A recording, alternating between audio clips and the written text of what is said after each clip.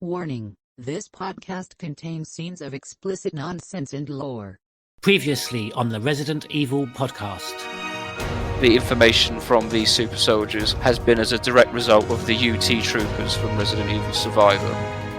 And it wouldn't surprise me if Wilson had ties to Simmons and the family. Obviously in my head canon, because Capcom wouldn't do that, but you know. It's not that I didn't dislike it, it's just that I didn't really particularly feel anything for it as such.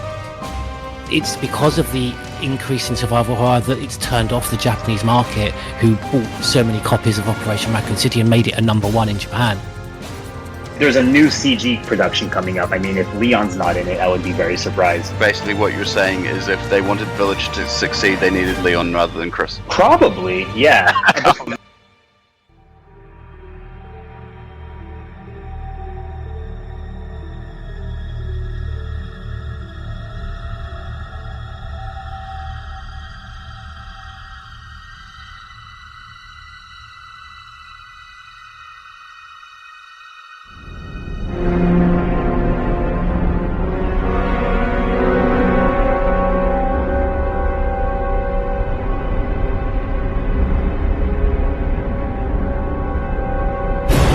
Resident Evil Podcast. Hello and welcome to episode 72 of the Resident Evil Podcast. 25 years and my life is still trying to get that song out of my head. I'm Nick, better known as Neptune. Let's see who's joining us today. Lore references that are actually accurate to the game. He was shocked. It's the Batman. Hello there. He's wondering where the hell Jill Valentine is. It's Stars Tyrant. Hello. And he predicted the movie trailer release to the day. It's Romby. Hello.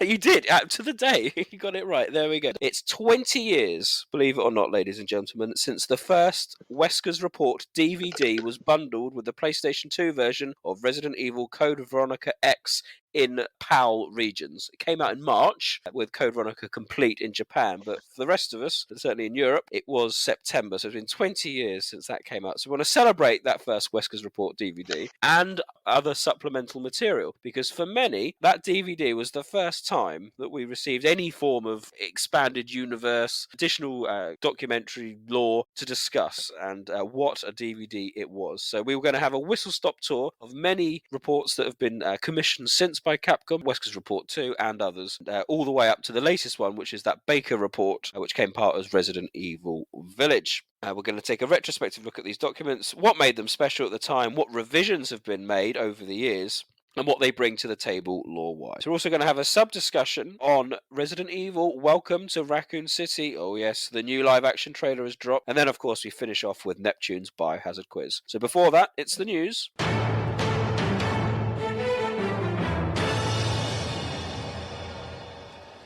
We'll start with the second trailer that's been released since our last podcast. That is the trailer for Resident Evil 4 VR. In fact, by the time this podcast comes out, we should be very, very close to its release date, which I think is 21st of October, I believe. It's coming out on the Oculus Quest 2, and it's a unique take on Leon's tale in rural Spain. What does everyone think of the trailer? Impressed or a bit not sure? I think it looks fine for what it is. I think it'd be very interesting to experience the original game in VR. They seem to have done a lot of work to it. There's a lot of brand new textures in there that look a lot better than the original. I think it looks fine, but I'll certainly play it if I can. Will it tempt you to buy an Oculus Quest 2? Not specifically for that, no. But, you know, if I ever got the chance to have a go on it, I certainly would. We know with the rumoured remake in development, I'm just surprised this is even a thing. I know there's been some controversy behind it because of the certain changes they've made and certain lines being cut, etc. And yes.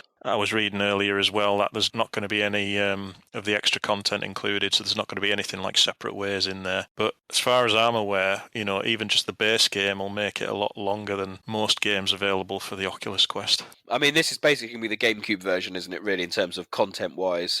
So only today we've learned that separate ways, as you said, not going to be included, unlikely to have mercenaries as well. So it's just going to be the core mission for Leon. Rob, what I wanted to discuss with you, there looks to be some new puzzles have been added, or at least adapted puzzles to take advantage of the VR interface as well. And there's some quite a cool typewriter they have going on where you save and things like that. And the way the inventory looks, I thought looked quite smart. I think from a VR perspective, it's doing some really interesting things. And I guess the whole point, I mean, it's being funded by essentially Facebook and Oculus. So the idea is that obviously they're going to put as many interesting gimmicks. I know it's terrible to use the word gimmick, but realistically they are, to make that really work. And so these are all very interesting ways. Even the ammo and stuff accessing from a belt and all that sort of stuff. I mean, the problem I have with it is that it's such a fast-paced game. I'm going to be very interested to see what the player feedback is on it and how they've managed to make that work more than anything else. It's great to have all these extra features that work for these sorts of things where you've got the time, but I think it's going to have a very steep learning curve at first. Don't you have to manually move your hands to different parts of your body in order to pick up a particular item? Yeah, and manually reload as well. So when you want to reload, you have to do it, which is part of the course for a lot of VR games. But when you've got a guy with a chainsaw coming at you, I'd be interested to see what especially that opening siege is really like. Opening siege, that lift scene towards the end where you're just bombarded with and various bits, just even some of the more tougher boss fights. I'm going to assume they've made some modifications too, just to making sure that some of these things, and obviously having to deal with, I'm assuming they're going to limit the amount of quick time events to certain things that are more context based. So just running around and then something pops out, can't do that as easily. I think there's two moving setups. There's one that's more traditional, and they've gone for the jump location spot. Teleporting thing as well. But it's interesting that they've provided both too. So I think it looks better than everyone thought it was going to look. Graphically, the main thing I picked up on, and I thought, okay, that's going to be a cool experience. And I think this is what they're really marketing. This is a different experience to 4, and I think it probably will be. The way El Gigante looked, in terms of you're actually going to be looking up to fight him, I think that will be quite a special moment. I'm hoping that gives that kind of gravitas to the fact that you're facing off against a Lord of the Rings cave troll. I'm hoping to hear some positive feedback on how El Gigante it was in VR. But we'll see. It's I think community generally was quite pleasantly surprised about how it did look, which is always encouraging. Whether it encourages people to actually part with their cash and buy an Oculus Quest 2, and I think it is only Oculus Quest 2 that it works for. We'll see. But I said by the time the podcast comes out, we'll be close to release, so I suspect the reviews will come flooding in very shortly indeed.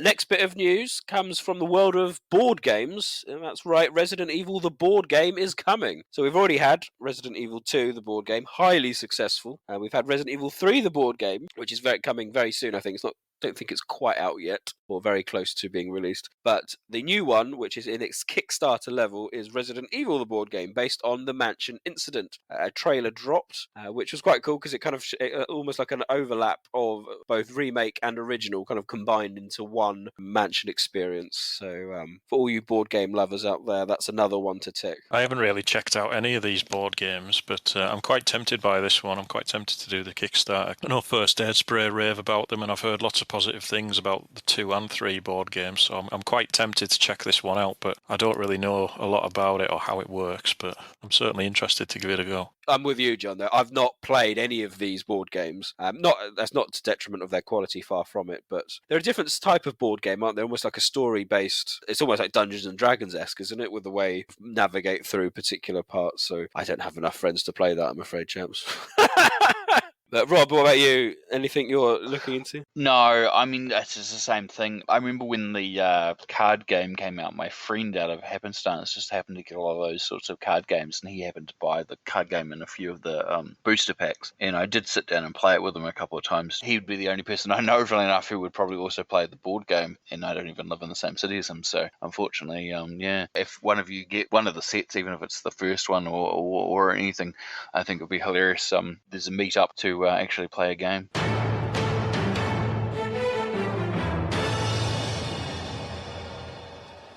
That does conclude the gaming news. We now turn our attentions to the site news, and as always, we'd like to firstly thank our new patrons who have joined us. Lee, Stacey, and Retroviral, a big thank you to you guys for becoming our patrons. If you're interested in supporting our little podcast, then head over to our website and you should find a link to the Patreon on the bottom of the page. But we do have some site news as well, and in preparation for this podcast, and I would strongly recommend everyone pause the podcast now and check out our website, because Batman, you have translated Jessica's report. It's one of the topics that we're going to be talking about, one of the extra supplemental materials that will populate our podcast this evening. You've done a translation of that, and that is now up on the website under our features tab. So if you head over there, you can read this Japanese-only report. John, is there anything you wanted to add about that? I first translated it 10 years ago when the Revelations report first came out with the Japanese special edition of the game, but obviously that translation was very, very dated, so I just wanted to update it and make it a bit more accurate. I think it does help flesh out the concepts behind Revelations a lot, and it's just one of those things that, like the Baker report in Village, it should have been part of the original game, and it should have been available in English from the get-go. Have a look on that, everyone. I think it's quite a good read, actually. I said it's kind of done in an interview style. Quite a good little read. That does conclude our site news. We now turn our attentions to our sub-discussion of the evening, where we're going to be looking at the recently released Welcome to Raccoon City trailer.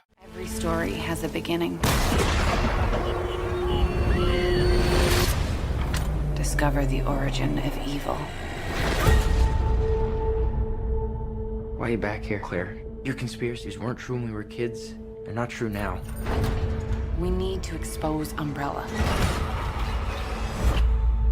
Watch this. I'm afraid, Claire. I'm afraid of what they're gonna do to this town. You see, Umbrella, they had an incident. I'm talking Chernobyl, if you know what I mean. People are getting sick.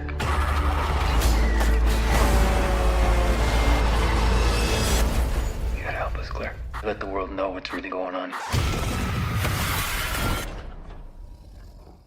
Oh yes, oh yes. It's here, it's dropped at last. People had been complaining and complaining and complaining about Sony's marketing regime for this particular release. But Rob, you were very calm about the situation, generally speaking, and you can have your say in a second. But most importantly, the trailer has now dropped, and we've had a good look at Resident Evil Welcome to Raccoon City live action movie reboot. And in case you haven't known, there are actually two trailers out. You've got the Four Non-Blondes version, which was the kind of main one that was released, at least to English-speaking audiences, and then there was the officially released international version, which doesn't have the Four Non-Blondes, and is a bit more spoilery. I think that's probably fair to say. It shows a bit more, but it's probably better structured as a trailer. I'd hazard a guess at the way you see more things, but it kind of builds itself up a bit better. So do check them out, just to get a good feel and understanding of where this film is going. Dare I say it, ladies and gentlemen, I'm quite excited. And in fact, I did do a bit of a reaction video on our YouTube page. So if you want to see me talk a bit of rubbish about the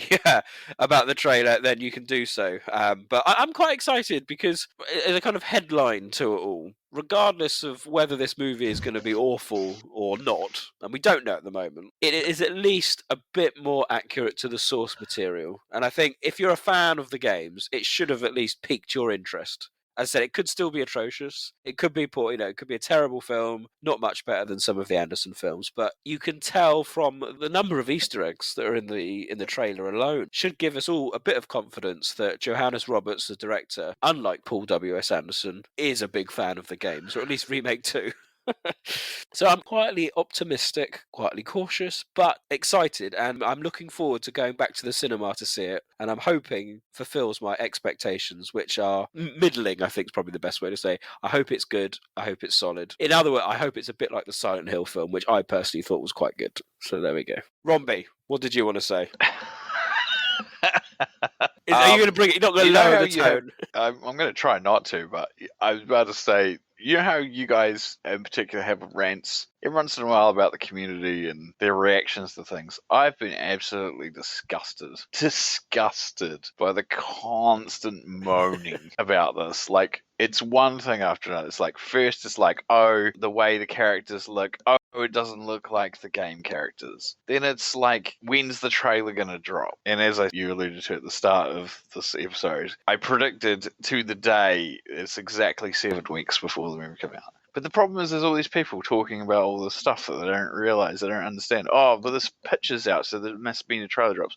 Not guaranteed. And most companies will release stills for the movie, sometimes months, sometimes during the production, sometimes after it wraps. It's about just having those stills available for people who are doing magazines and stuff online to have an image. That's literally the point of it. And there was the whole, oh my god, the number of videos. Oh, it's reshooting. That means it's going to be terrible. It's like, no, just about every film does some sort of reshoots or pickups, because when you get to the edit, you realize, oh, we didn't get coverage of this, or we didn't get that shot of that, or a scene which seemed okay when you were filming it, you realize it doesn't quite play the way you wanted it to, or around the other stuff you shot, or you realize you didn't get coverage and you need to go back and get these things. And that's what those shoots are usually for. They're usually for filling holes. And probably between 85 and 90% of movies do these sorts of reshoots. It's completely common. But the number of people are like, oh, reshoots, therefore bad. And then just the level of racism. Oh my god. This character doesn't like this. This character looks like he's from here. The number of racist names I've seen. Like, I was just, as I jokingly said on one post that I saw on Facebook, it's literally like, if it talks like a duck and walks like a racist, it's probably a racist. There's so many people like, oh, well, I'm not being racist because I'm decreeing this, and I just think the character doesn't look right, but then they'll make some derogatory term. Oh my god, does it really matter? Like, No, and to the point, absolutely. Nick, that you just made about like the Easter eggs. The thing about the Easter eggs in the trailer is that they're consistent. I don't think they're supposed to be Easter eggs. What it is just the fact that, much like, as you asserted, the Silent Hill film, the film is shot to have as much visual connection constantly through the movie. So you pull any scene in and put it in a trailer, it's going to have those things. And I think that's a good thing. I think that shows reverence and understanding of the source material. And some of those Easter eggs are to do with the OG games, and some of them to do with the remakes. But they're all references. When you finally watch the finished film, that's going to be consistent, because the art direction, the director, the writers, the producers decided to make this film to feel like it's part of the game franchise. That's the idea for them, is to have it be like the game. So therefore they're going to put in the ammo packets from the remakes, and they're going to put in the Kendo's gun shop sign, and they're going to put in the orphanage artwork, and they're going to put in those background details, like a piece of artwork that appears in remake 1 that's now hanging in the background of the mansion. Like, they're going to have those details and recreate the entranceway to the mansion, visually correct, because that's their focus. That's what they want to do. It's not Easter eggs, but it's still people complaining, oh, it's too much. And it's just like, well, you know what happens at the other end. Like, you saw Paul W.S. Anderson's films, and the first movie in particular, you take away Umbrella, T-Virus, and Liquor, and basically it's just a generic zombie movie. That's it. In Raccoon City, you take those elements away, and that's the way you want to go. Like, you want to go back to the way we've been. We've got 6 of those movies. You can rewatch them whenever you like. It's just like playing a remake, like, we've still got the original games. There's nothing stopping you going back to the originals. Well, if you don't like this movie, you can go back to your Paul W.S. Anderson films and enjoy those instead, because some people, like myself, would rather see an actual faithful movie. And then that's a complaint too, because people are like, oh, this is terrible because it's too much like the games. And I'm like, are you kidding me? Like, no video game movie is hardly like the games. Like, they're all mostly not like anything like the games. Can we at least let one movie try this? Like, Silent Hill kind of got halfway there visually. This might actually follow some plot. Oh no, the events of 1 and 2 are being combined into one day. I can't have it. Oh god. But no, I agree. It's been very tiresome. They can't, as you said, it doesn't look like they can win. If it's too out there, then it's not Resident Evil enough. But if it's too on the nose, it's too on the nose, or it is odd. I mean, it is an adaptation. They've made, it's not supposed to be literal 1-to-1. So I've seen that argument before, going, as you said, that kind of like closet is kind of xenophobic regards, well, Leon doesn't look right or something like that. And you're like, it's not supposed to be 1-to-1. It's an adaptation, and the director, when casting, has chosen the best person they think that can embody the character they want to play and the story they want to tell,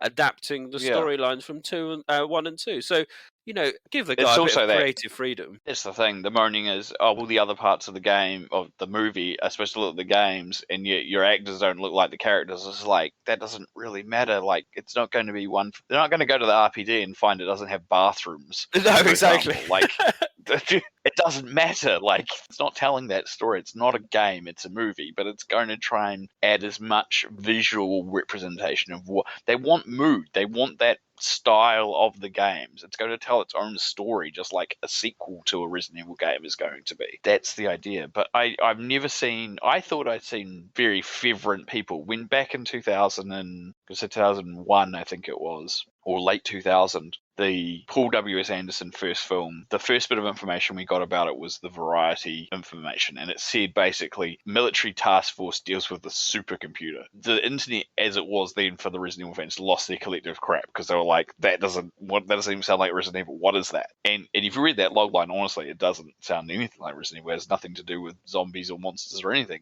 And then more information came out, and then there was the first picture of Alice in the laser hallway with the red dress and holding the guns. And again, everyone lost their plot because they were like, well, this doesn't look anything like it. But at the end of the day, everyone kind of just got over it and either loved the film or didn't love the film, and that's fine. And I suspect that will be the same, but the amount I've seen before the movie has even come out, like, we've had a handful of images, and now we're finally at a trailer. And the trailer, I have to admit, at least has gotten some people go, it doesn't look as bad as I thought it was going to be. But they just weren't even giving it a chance. And there'll be still people out there who will never give it a chance because Leon doesn't look like Leon, or because there's too much of this or too little of that. And I'm just like, can we just wait until the movie's out? And then you can moan all you want once you've seen it. Oh, but I'm going to torrent it because I don't want to support this crap. All right, fine. Whatever. Useless. No, it is terrible. And I think objectively, any Resident Evil fan should be at least interested in it now following the trailer. Whether they go see it or not, of course, that's up, up to you. But I think objectively, it, because it's closer to the source material, it should pique some interest. It looks like it's going to be a Redfield centric plot, which is good. And just as a caveat to anyone unaware, Romby here does actually work in the movie industry. So when he's talking about the reshoots and the frequency of it and stills, it does come from a voice of authority in terms of how. Well, I don't want to say I'm a voice of authority, but I'm at least educated enough. And I think this is the thing that bugged me a lot. It's like all you need to do to find this stuff, like the thing with the stills, for example. Just look at any other film that's about a mid-level budget, and you'll see that the average trailer doesn't drop until at least normally about 8 weeks or less. But people don't realize this. I think they're accustomed to Disney budgets, where you get a big tentpole movies are going to have trailers in advance. You're going to get a James Bond trailer. I mean, admittedly, this COVID thing, for example, has probably thrown it way off. But normally, if the movie come out, that trailer will start dropping months in advance because it's a big deal. So they've got money for marketing. And the same with your Marvel films and your Star Wars and all, anything Disney's putting out, they've got money to throw at it because they want people to see it. But for a mid-level budget movie, a horror movie, an action, general stuff like this, you 3 months is pretty much your max, because they don't want the trailer out too early that people will forget it's coming, but they don't want it too short that it isn't enough time. So usually that kind of 2 to 3 months is a good range. And so 7 to 8 weeks for a movie of the size, perfectly normal and expected. And as I said, we picked it to the day because Paul W.S. Anderson movie trailer launched 7 weeks to the day before the movie came out, and this did too. So it proves that the point is still there. Studios run these trailer releases like clock. As George Lucas says, it's like poetry, it rhymes. Batman, you were suitably impressed, I think, as well from your general comments. 2 areas you raised that we haven't really touched upon was the combination, or the combining, if you like, of Resident Evil 1 and 2 into one movie. I think you were of the view that why not? And then secondly was the kind of Easter egg / references and the scarily accurate details that someone has actually gone through in order to make it, in line with the canon of the games, at least. So did you want to touch upon that? First of all, I think the movie itself looks perfectly fine. I'm not expecting it to be the best thing in the world, but it certainly doesn't look bad. I take umbrage a bit like Rob with the way a lot of people have criticised it, saying, oh God, there's no budget at all, it looks cheap. But we've got to remember, Johannes Roberts said in his interview 5 weeks before the trailer was released, he was trying to evoke late 1970s, early 1980s horror films like The Fog, like Assault on Precinct 13, Escape from New York. You can see all that in the trailer. And I think a lot of people are mistaking that intention for, oh god, it just looks so cheap. It's been made on a budget that's lower than the Anderson films, etc. And I don't see that as a problem, because those films are brilliant, and by modern day standards, they're very dated in terms of effects and things like that, but they are still brilliant films dripping with atmosphere, and I can totally see what Roberts is going for with this, so I wouldn't at all look on that as a negative. In terms of combining both storylines into one film, I mean, I would do the same if I was him. If I was a director who was given the keys to make a Resident Evil reboot film, there's no guarantee you're going to be invited back to make a sequel. There's no guarantee it's going to make enough money to make a sequel. It could be your only chance. And if Roberts is heavily influenced by Remake 2 and he wants to make that his focus, the mansion incident is so iconic. Why not put that in there? If he thinks he can do it, why not do it? He might not get another chance. Again, it's going to be interesting. I think we heard the running time is going to be around 100 minutes, 106 minutes, which is, I think, what we expected. I certainly wasn't expecting it to be above 2 hours. So whether he can do both scenarios justice, we'll have to wait and see. I'm interested in the recreations of the main hall and the RPD. I was a bit disappointed to see it looks to be largely green screen, which sort of contradicts his comments, really, because he said, they received the blueprints from Capcom and they built these locations and it was weird walking through them. It's kind of hard to tell. I thought maybe it's green screen, but maybe it's just a very basic construction, considering the angles they got, but we won't know until we see the finished film how much artificial movement we've got in the room. But I think, considering the other partial sets, I feel like part of it was built and part of it's extended digitally. Yeah, the police station main hall looks that way. From the glimpse we get, it looks like the reception desk and everything is practical, but everything behind it is the water goddess statue, etc., is potentially CG. Yeah. That is another thing that I'd forgotten about, was all the rambling about the cheap CG. And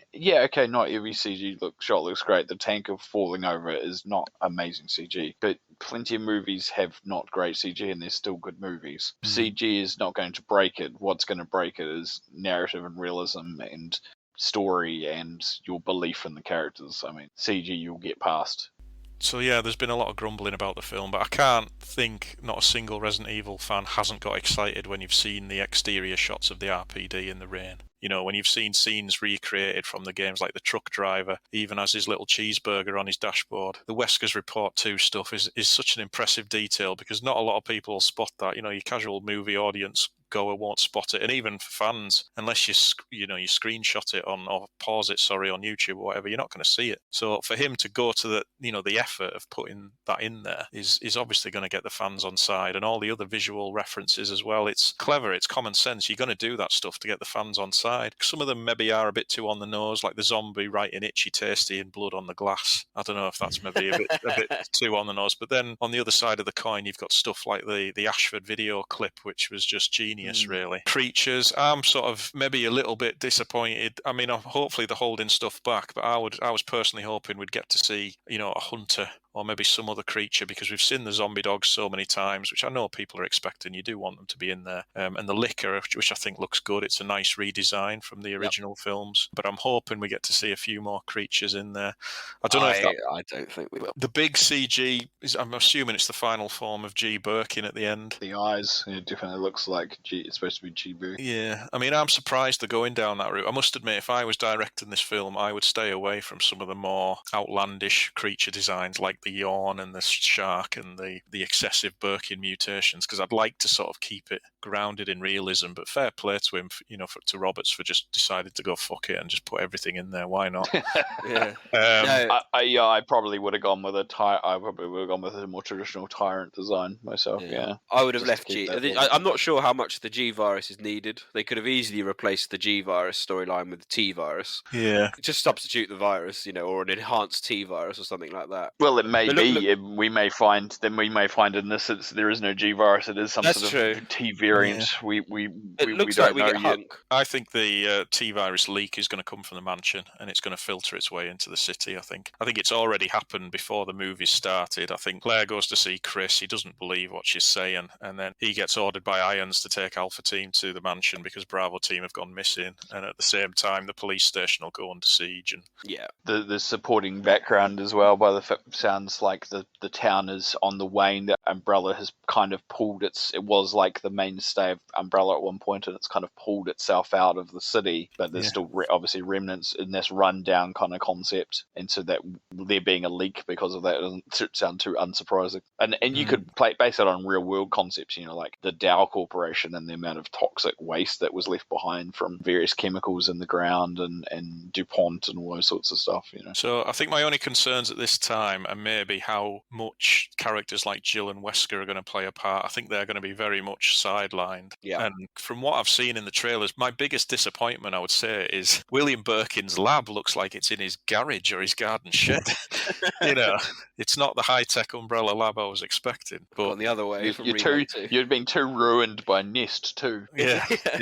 But I never thought we'd get Hunters. I can't imagine we get Hunters. I think it was either going to be Hunters or Lickers. I just can't see them doing it. I don't think we're going to get much in the mansion outside of the zombies, Lisa Trevor, Crimson Heads, and I think there'll still be two prongs to the storyline. So I think Claire and Leon will deal with Birkin, G, and then I think we're still going to get a Tyrant. Extinction, we had a Tyrant. It was a Dead Aim Tyrant, wasn't it, in Extinction? Similar. It was very, similar to the TO-91. What's your opinion on the trailer, Sean? So I watched, obviously, the and I must say the whole aesthetic and tone of that trailer did not work for me in any kind of capacity. I was really excited to see this cast in action because I think they've got some interesting picks. And I really hate to say it, but that first initial trailer fell totally flat for me. I was really looking forward to seeing Hannah's Jill, and obviously she's in 2 fleeting shots, I think. The second trailer is a lot better, but I still came away feeling a little bit empty about the whole thing, which, considering I'd already put no investment toward it at all, because I'd gone in with a kind of attitude that it's non-canon, so I don't really bothered what it does. I still was hoping it would have just inspired something a little bit more in me, and I felt it didn't. That said, as we spent sort of the evening discussing it online with people and breaking it down on the Discord and hearing Johan Roberts' trailer break, I did find myself warming to it a little bit more, even if I'm not entirely convinced with the content of the trailer. But just the idea that we're going to see some accurate designs, hopefully accurate monsters and characters. I'm more intrigued than I was, but it was more the community sort of rousing me to it than it was the actual content of the trailer, if that makes any sense. So that is coming out. The film is coming out on the 24th of November in America. Us Brits have to wait a bit longer to December the 3rd. Rob, you've got to wait even longer, haven't you? Well, in Australia it's coming out on the 6th, and I've had conversations with local Sony rep who inferred to me that because of our current lockdown situation here in New Zealand, it sounds like the plan was supposed to be the same week as Australia, so it would have been around the 5th or 6th. It may be delayed. And some websites have had a placeholder for the end of December, so I don't know when I'm going to see it, and that's all dependent on if our cinemas are currently closed here in Auckland. I think if you are in the UK and we have to wait, I think you're going to have to avoid the internet for spoilers. I do wonder if Roberts has given us that tease of a potential sequel with the kind of Code Veronica hints with the Ashfords, because I don't think they're going to be in it. I just think it's just going to be a part of Claire's investigation. We'll never know. We'll see. Fingers crossed it does well. Even if it's a fairly solid movie, it gets more people interested in the series. I've met loads of people over the years that have got into the games because of the movies, and it happens. It happens. The more commercially aware people are of the name, the better ultimately is for the franchise. More people find the games, and that's good. That's the other part of having this aesthetic that's like the games currently, or games in general, really. Because if people watch that movie and kind of do like the aesthetic of it, like the mood or the style, they may end up liking the games that they play, or not. But yeah, there's also on IGN, everyone, there is that breakdown video from Johannes Roberts as well. He goes through the Four Non-Blondes trailer in detail, and unlike Paul W.S. Anderson, you do get a feeling that he is actually a fan. I think even people that aren't particularly happy with the previous movies, and there's quite a lot of them, I think it's hard not to be interested by what the trailer shows, even if there is a lack of Jill. And who knows, and as Batman, you said, how much is she going to be sidelined along with Wesker? There's a lot to cram in. And to make it a cohesive storyline. I think there's a general difficulty with a film like this. I don't think it's as easy as people think it would be, because you're trying to make an A movie based on a AAA game, which itself is based on a B movie. So how do you make an A movie not feel like a B movie, but feel like an A game, but itself is a B movie? There's a lot of aesthetic choices that directors have to make it feel genuine, maybe a bit campy, a bit a bit on the nose. It kind of goes back to what John was saying about the John Carpenter films. I think that's a good middle ground, because Carpenter's films have a reasonably low budget, but they're pretty high concept, and they hold a certain style that you can still enjoy, even if there's a bit of a rough edge to it. And I think that's a good way to kind of balance those two things very well. We shall see, but as I said, we are all slightly optimistic. Well, thank you for that discussion point. We now turn our attention to the main focal point of the podcast. It's the 20th anniversary celebration spectacular of Wesker's report and other supplemental materials that came thereafter. My name is Albert Wesker. I aspired to become a leading researcher at Umbrella Inc., a pharmaceutical enterprise who covertly conducted bioorganic weapons, better known as BOW, for development. But at the Leader Development Training Ground situated in Raccoon City, I met a brilliant and talented researcher who made me decide to take a different path. William Birkin. In time, I shifted my position to STARS, a special forces unit of the Raccoon Police Department. Umbrella, for crisis management reasons of their illegal bioorganic weapons development, had many of its people working in the police department. I became the leader of STARS and conducted all sorts of intelligence activities for Umbrella. As I continued to serve, I devised my own plans and waited for the right moment to execute them. Then at last, opportunity knocked. Here we go. Cast your mind backs, ladies and gentlemen. Cast your mind backs to the dizzying era of 2001. Oh, yeah. Ooh. And for the first time, for many people, you could get a pre-order of Resident Evil Code Veronica X. And with your pre-order, you got Wesker's report on DVD. It sits proudly in my DVD collection. It was simply the first piece of English translated supplemental material that we got that greatly expanded upon the lore that had been established from Resident Evil 1 all the way up to Resident Evil 3. We'd never seen anything like it before, and the good news is that it kind of carried on, and we'll go through some of the other Wesker's reports that we've got.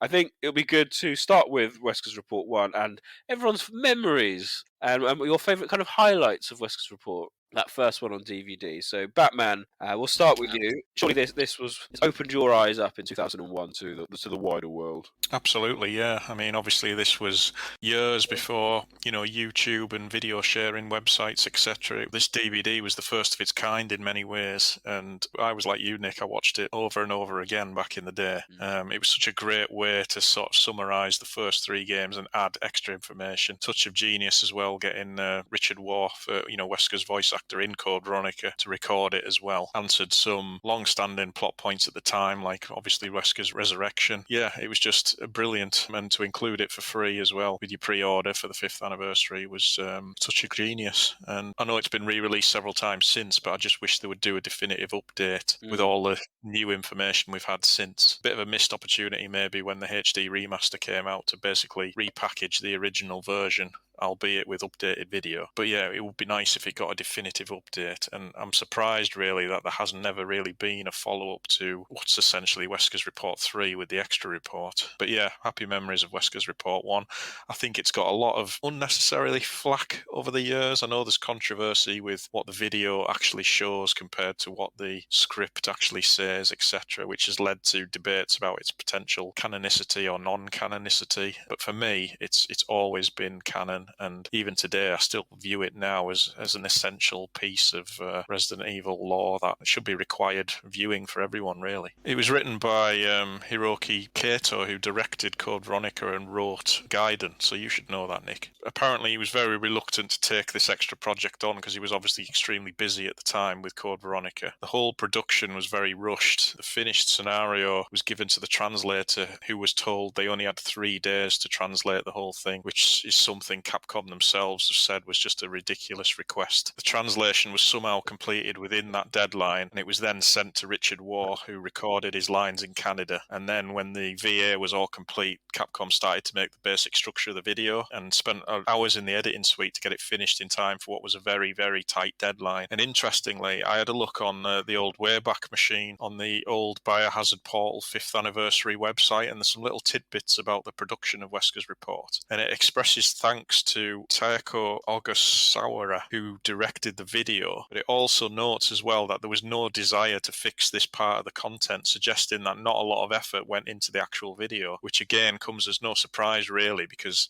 people have been saying for years the original video doesn't really tally up with correct events, which led to debates about canonicity. And the unwritten rule that I certainly remember was if you ignore the video and just listen to the words, then it all works out fine. Big one was where it talks about G-Virus, where it's showing Tyrant, isn't it, at the end? Yeah, stuff like that. The video doesn't really make a lot of sense, but I suppose they had limited footage to work with. The production was rushed, and Capcom have acknowledged in these comments they're making on this old website that the video really wasn't the priority, it was more the script. The freak murder incident that occurred in a forest near the mansion started it all.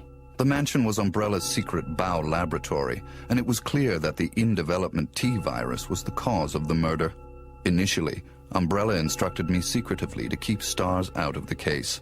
But, with the heightened emotions of the citizens, STARS had no choice but to move in. Tyrant, what's your long-term memories of this DVD? The first initial memory I always recall, and this is before I even got it in my hand, was just how fucking hard it was to acquire. Because I don't know whether you guys were the same way you were, but I think, was it Electronics Boutique who did it at the time, or was it already Game at this point? It was Electronics Boutique.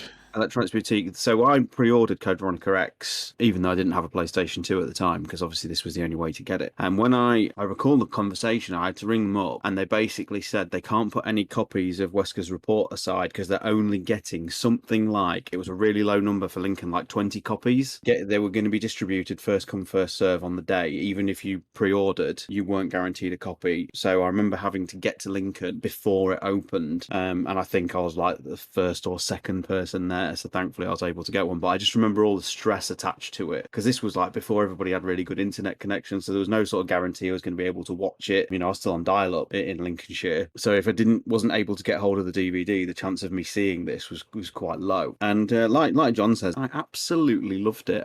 It was one of the only times really there has been a sort of supplement video to a series like this. I know like Metal Gear Solid did a Metal Gear Saga disc, which did a similar sort of thing, kind of like recapped the series and offered a couple of new points. But this was our only confirmation in some ways of how Wesker survived, because obviously that was a big thing in the promo running up to Code Veronica and subsequently the X edition. And although it's quite throwaway, I injected the virus given to me by Birkin in advance, it was still like enough to sort of sate your hunger of how it happened. Yeah, absolutely, very fond of it. And like, I know, there has been, as John has also said, like inconsistencies with the video. Any time I do a series replay, I always factor it in. I think it's wonderful. And to hear other Wesker voice actors do their own spins on it has been great. If anyone gets a chance, listen to Pablo Kuntz's version, because obviously he is the actor who's Wesker in the footage they use from RE1, so you get a real great sense of continuity with his Wesker's report. Absolutely. Now you mention it about the pre-ordering, I'm having flashbacks to rushing to Game in Southampton and definitely getting in a queue to get hold of it, even though because you paid a £5. Yeah, you did. Yeah, but and that was knocked off the price, wasn't it? But yeah, 20. I'm pretty certain Lincoln only had 20 copies in. I did it again the following year for the collector's edition DVD that came with Remake. Were you also crushingly disappointed, like I was, when we finally got it on? Yes. That's when my next order was given. Dispatch STARS to the mansion, dispose of them, then report the situation to headquarters so that their combat with the bow could be used for data analysis, allowing Umbrella a comprehensive portrait of the bow's combat abilities. From the 2 STARS teams, I first pitched in the Bravo team. As expected, the top elite of STARS gave all they had and became useful sample data. Then following, I geared up the Alpha team to search and rescue the lost Bravo team. The members of the Alpha team also proved their worth, and as expected, many died. There were 5 survivors from the initial 11 STARS members. From the Alpha team were Chris Redfield, Jill Valentine, and Barry Burton. And from the Bravo team were Rebecca Chambers and Enrico Marini. Rob, what about you? What about you with this DVD? Well, it's kind of funny. I'm listening to you guys go, oh, well, internet, couldn't have watched it. I actually provided a copy of it on my website in April of that year, and it was compressed into real-time video, which was the smallest format you could get at the time. And I think it clocked in at a very easily downloadable scale for dial-up, which was good for the time. So a large number of people probably saw it through that website. I got a copy from the US, funnily enough, before it came out. So I was sent a copy of Code Veronica X, which I still have, still sealed, never used. That came with the disc that came directly from Capcom, I believe. So I was able to watch it then and shared it online. And then the local release came out, and I don't even know if it was provided here at all. If I hadn't got the copy from the US, I may not have got it at all, for the same reason you guys had barely any copies. It just wasn't a thing. Which was a bit of a shame. So I would have only seen it online had I not been sent that copy from the US. The reason the game to this day is still unopened is because I didn't have a modified or a US PlayStation to play it on. So yeah, it wasn't. I didn't play it until the PAL version came out itself. Although, funnily enough, I did get sent just after, gosh, now I'm racking my brains, I think just after the PAL release, I got a copy of the Dreamcast Japanese version, which I could play with the boot disc. So I was able to play that, and I still have that copy of that as well. I don't think it had a complete PAL release, because I think Chaotic Claire on Twitter, she mentioned that it never came to Germany on pre-order either. I don't know if England was just lucky. I don't know. Perhaps people can let us know, all different parts of the world. Well, the one that you did the year following also wasn't a pre-order thing here either, that bonus disc. I might be wrong. I may have just not gone, and I mean, they might have at the EB here got certain limited numbers, but I don't remember them ever saying as much that it was a pre-order bonus here. It was time to begin executing my plans. In the midst of the whole affair, I could take Umbrella's ultimate bioorganic weapon, the Tyrant, and join forces with an opposing corporation of Umbrella. To buy into that opposing corporation, I would need the actual combat data of the Tyrant. I decided to have one of them play the Judas and draw them to the Tyrant. That Judas was Barry. My only miscalculation was the high potential of Chris and Jill. But with the family man, Barry, playing the Judas, the scheme went as planned.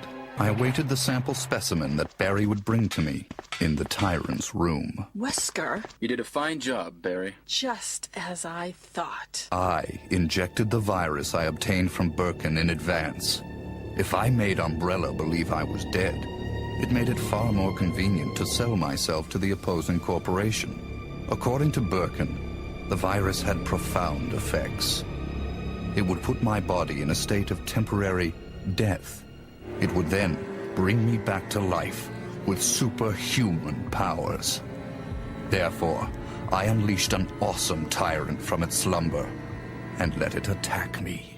Let's have a quick look. We've already touched upon the content of Wesker's report, but we've got a few things we can quickly talk about. So this is the first time that it confirmed Wesker was infected with a virus and provided by Birkin. So that was quite exciting. We didn't know that, and it still isn't actually revealed in outside of Wesker's report. When is it first revealed that Wesker has a virus? Yeah, it's just this. Is it just this? Yeah, it was this. We went from Code Veronica where he returns up, and you go through the whole game, and you're thinking, no, eventually you're going to find out how he's back, because you've got this thing with him and Chris, and then nothing. Yeah. Which is why part of that Code Veronica X scenes, having those extra scenes was also a big deal. It can't be Umbrella Chronicles, can it, John? There must be some other material that's confirmed how he survived. Yeah, it was Umbrella Chronicles. That was the next time it was referenced. Wow. So that is important then, isn't it? You've got to remember that's that whole. Yeah, it was that whole point of that game, was a lot of tie-up of things that they hadn't managed to tie up, like Umbrella's downfall, Wesker, and I think we now know that the virus Wesker was infected with is a T-virus variant of some sort. Yeah, any offshoot of the progenitor is widely regarded as a T-virus. I think it's called prototype virus in Resident Evil 5, which caused a bit of confusion, but yeah, it's a variant T-virus. And of course, the DVD also basically told us not only the infection, but also told us his plan and why he did it. It was the first mention of the rival company as well, and how he'd left Umbrella and defected over to that organisation. Working with Ada as well, which was new information. Yeah, because I must admit, when I first played Resident Evil 1, obviously pre-remake, I got the impression Wesker was just, a typical rogue agent who left Umbrella and wanted to steal the Tyrant just for money. There was nothing in there that he was going to defect over to a rival company, and obviously Wesker's report opened that up completely. 2 months had passed since the mansion incident. To regain everything that I had lost in my new organization, I joined hands with Ada Wong, a female agent who was also sent to spy on Umbrella. I won't let anyone take the G-Virus away from me. G-Virus? I knew in my bones that the key developer was William Birkin. But what he didn't know was that Umbrella did not play games with anyone. Eventually, Birkin would be assassinated, and the G-Virus would be in the hands of Umbrella.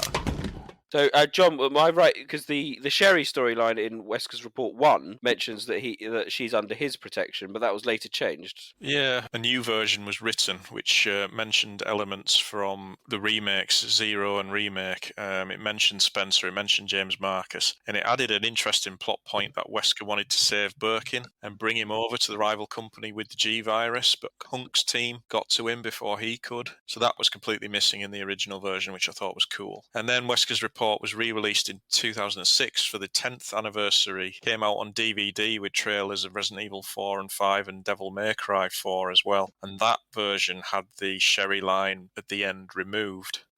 But then when they re-released it again with the HD remaster in 2014, that line with Sherry was put back in there. I mean, if you read that line literally, it basically implies that Sherry is a prisoner of Wesker. But then they cleared that up in the inside of Darkside Chronicles guidebook, where it said, no, she's still in the custody of the government, but Wesker's organisation has spies in the government, so if he needs access to her, he can get access to her. So that's how they sort of boxed that one off. Sherry is safe in our hands.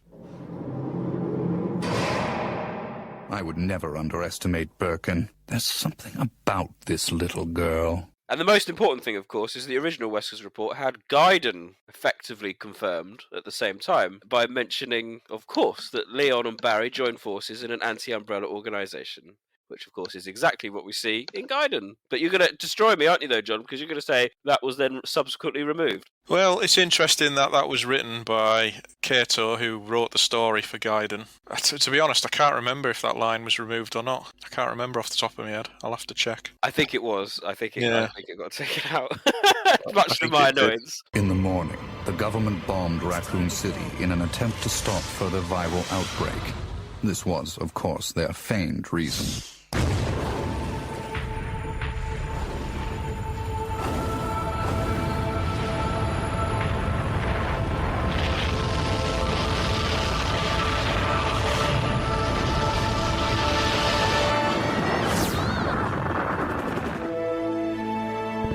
Later, Claire left for Europe to find her lost brother, Chris.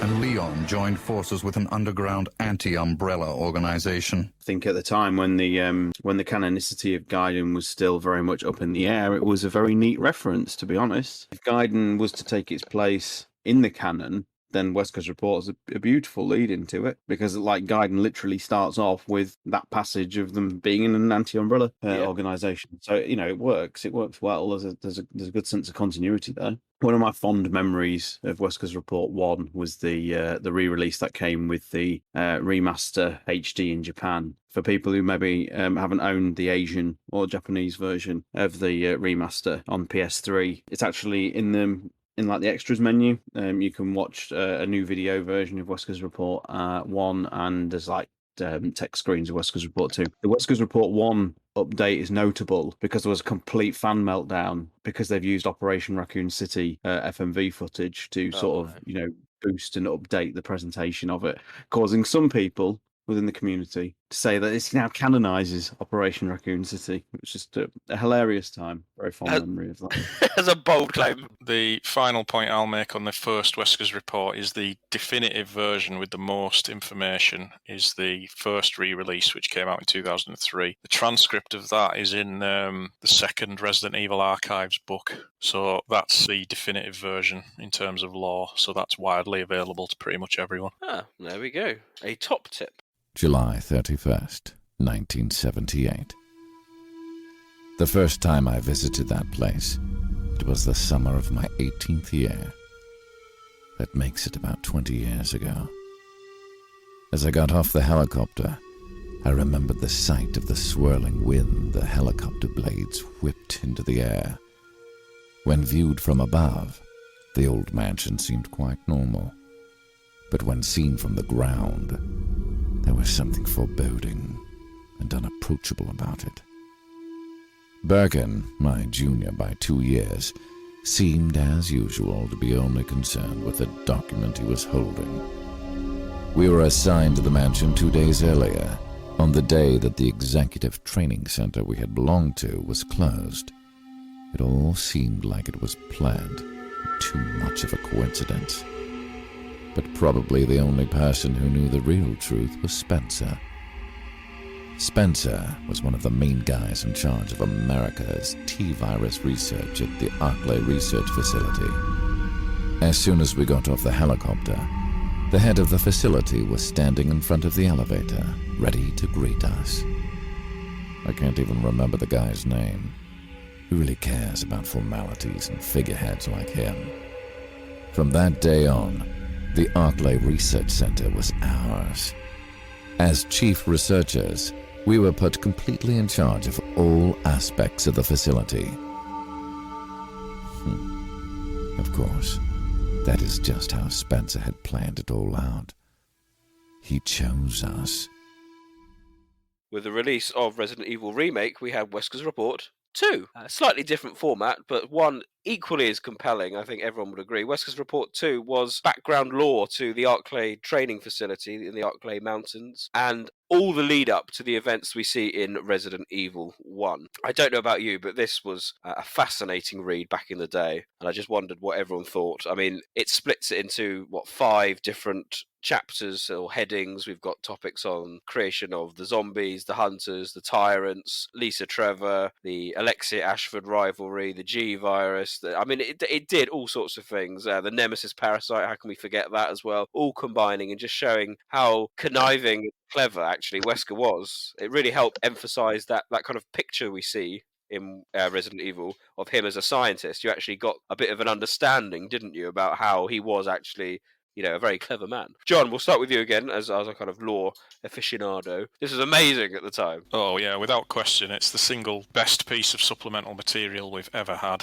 I mean, it's just absolutely brilliant. The detail it goes into, the connections it makes. The weird thing about Wesker's Report 2 is it's 20 odd years old and I've never been able to find out who actually wrote it. I don't know which writer is responsible for it, but whoever it is, I'd like to shake their hand because it's just absolutely brilliant. The content, the things like the Nemesis parasite and details about Lisa Trevor and all the T-virus variants, it just opened up the world completely and solidified so many storylines and subplots. It was just amazing. And again, Sean mentioned how it was included with the PS3 version of the Resident Evil remaster, the Biohazard remaster. Unfortunately, it wasn't included in the Western releases. If it was, for every playthrough I would have of the remake, I would read it first, if it was included on the disc, because it's that good. I just wish we'd had more reports of this standard, really. I can't say enough about how great Wesker's Report 2 is. I think it was also one of the first ones that really spoke about the creation of the T-virus as well, because I remember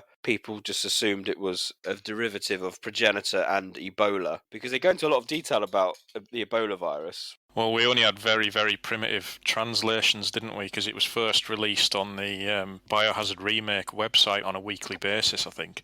The translations we had at the time were pretty poor, and they brought up so many complications. Like, I remember people having debates about whether the mother virus and the progenitor virus were different things. It made it sound like the tyrant was created in 1988 when it was supposed to be brand new in July 1998. And it caused a lot of debate at the time. Such fun to discuss. I was going to say, I will caveat that with the idea that was probably the first time I remember the English community really focusing on a translation that was made from a Japanese source that they were very invested in. Like before then, you could go to the Japanese websites for the series and there would be little bits of character bios and stuff, and we'd get information through. And obviously there'd be a lot of mistranslations and names would be incorrect and so forth every now and again. But this is the first time I remember that there was an important piece of lore that people latched onto, because everyone loved that website. Like every week we'd get a new video and a new bit of content for the remake, and then you'd get this Wesker's report, and it was released over 5 weeks. And I remember the community going, once they found out what it was, they really did latch onto it as like, oh, this is like, there's story in this. This is interesting. And hoping that there'd be an official translation eventually. It was exactly as you said, John, a lot of debate over a lot of the details and mistranslations or inconsistencies or unclarity in what it meant. Yeah, good times. Good times. I remember very distinctive discussions with Zero and how Zero fitted in with Wesker's report too, because that was always a bit problematic. Well, it fit in with the error in dates in the localization of Zero when James Marcus, the original GameCube version, had James Marcus missing in 1978 rather than 1988, and that actually made sense because that would tie in perfectly with why he's not mentioned in Wesker's report 2 at all. And when that subsequently turned out to be an error and it was said no, Marcus did disappear in 1988, that made us all stop and think, well, why is he not mentioned in Wesker's report 2? You know, but wasn't it that was only the American release of Zero where it said 20 years ago? I think it was the very distinctly remember that the PAL version was corrected. Yeah, the PAL version was corrected, and then it was uncorrected again, wasn't it, for the HD re-release, I think. Oh, was it? Oh. HD, because the HD re-release is English is based off the American translation version, which still has the error in it, and they didn't recorrect it because they didn't notice. So it's gone back, but the correct one is supposed to be the one they corrected it to in the PAL version. But I mean, the only possible in-universe canon reason why he's not mentioned is literally Wesker basically scrubbing any evidence of him from his diary, essentially, to credit himself and Birkin. But it's dated as if it's a confusing narrative because the first I always like it because the first paragraph is like 18 years ago, blah blah blah, but it's already dated in the 70s, as if this is a retro. It's the narrative function of it's a little bit iffy. It's addressed to Ada Wong, I believe. It's meant to be like a summary of the T-Virus project he gives to Ada Wong when he joins the rival company. Oh, then it gives another good reason for him to remove the evidence of Marcus out of there then as well then in that case, because obviously he wants him and Birkin to look good. Stars Tyrant, what's your memories of Wesker's report? I loved it. At the time, it was just so enlightening, and it was released weeks apart, wasn't it? And I just remember the excitement of like, the new chapters out, and they were given names like Nemesis and Hunter and things like that, and just the aspects of the series lore that it enlightened. Again, games weren't really doing a lot of that, particularly in the West anyway, having all this supplement material. And although this has become a mainstay of the Resident Evil franchise now, it was still very, very new at the time to have this sort of rich. It made the series feel so much bigger than just a series of video games that we were all enjoying. It felt like they were literally building the same kind of detailed worlds that you get the likes of Tolkien creating for Middle Earth. It's such a rich tapestry of information we were getting bestowed with. It was remarkable. I think I've still got the original Flash files somewhere kicking around on a disc, so I might have to unearth them, because they were originally little Flash files that you cycled through, and the text would sort of fade on the screen, and it was pretty neat, and you could just run them through any sort of any browser. So I might see if we can dig them up, maybe chuck them on the website if we can. Well, that's the only problem with that, so Flash is not supported anymore. Yeah, shit. Yeah, damn, that's a good point, isn't it? Yeah. Years later with Wesker's report 2, the only thing that I sort of look back on it not quite so fondly is I wish they'd taken it into account more with Resident Evil 6, because there's always a passage that I'm reminded of when I play Resident Evil 6, which is Wesker musing, and John, you'll be able to elaborate this a lot better for me. It muses over the fact that why would anyone want to start a family? He's referring to Birkin at the time. It gives the feeling that he's very detached from humanity, and he doesn't really want any part of it. So the idea that at some point he hooked up with a lady and brought Jake into the world always felt at odds with what Wesker's report 2 was trying to sort of depict Wesker as being. Absolutely, yeah. I remember that line. He says something like, how did Birkin have time to start a family when they were doing that kind of research, And then, like you say, several years later, he has a child himself. Yeah, it is a bit jarring in that respect. Other times, I think the report's been questioned was with Umbrella Chronicles and the Sergei clones, and how that tied into the Tyrant T001 and T002 and the experimentation that was going on at the Arclay lab. I think Umbrella Chronicles cleared that up in this regard, because if you read Wesker's report too, without knowing everything else that happens, it does make it sound like the tyrants were created in 1988, whereas they actually created the virus that was capable of creating a tyrant in 1988. They just couldn't find any suitable hosts. And that's when, obviously, Sergei comes in and fixes that problem. It's not Sergei's clones that become tyrants. It's because he's got compatible DNA to become a tyrant host. They use his clones to create a new variant of T-virus that can create more tyrants. But obviously, because Wesker's report 2 finishes in 1995, we don't learn that information. You have to sort of connect the dots together. It can be confusing, even now. And another thing I remember with Wesker's report 2 way back in the day, which I found confusing, is again, Remake makes it sound like the MA121 Hunters are a brand new BOW. But then it talks about Birkin creating Hunter prototypes, or the concept of the Hunter, in the very early 1980s. As detailed as Wesker's report 2 is, elements like that felt a little bit jarring because they didn't necessarily tally up with what the original game tells you, if that makes sense. It's only when you factor in other supplemental lore to fill in the missing pieces does it all make sense. But, it wouldn't surprise me if someone read Wesker's report 2, then played Remake and thought, well, hang on, how does this work?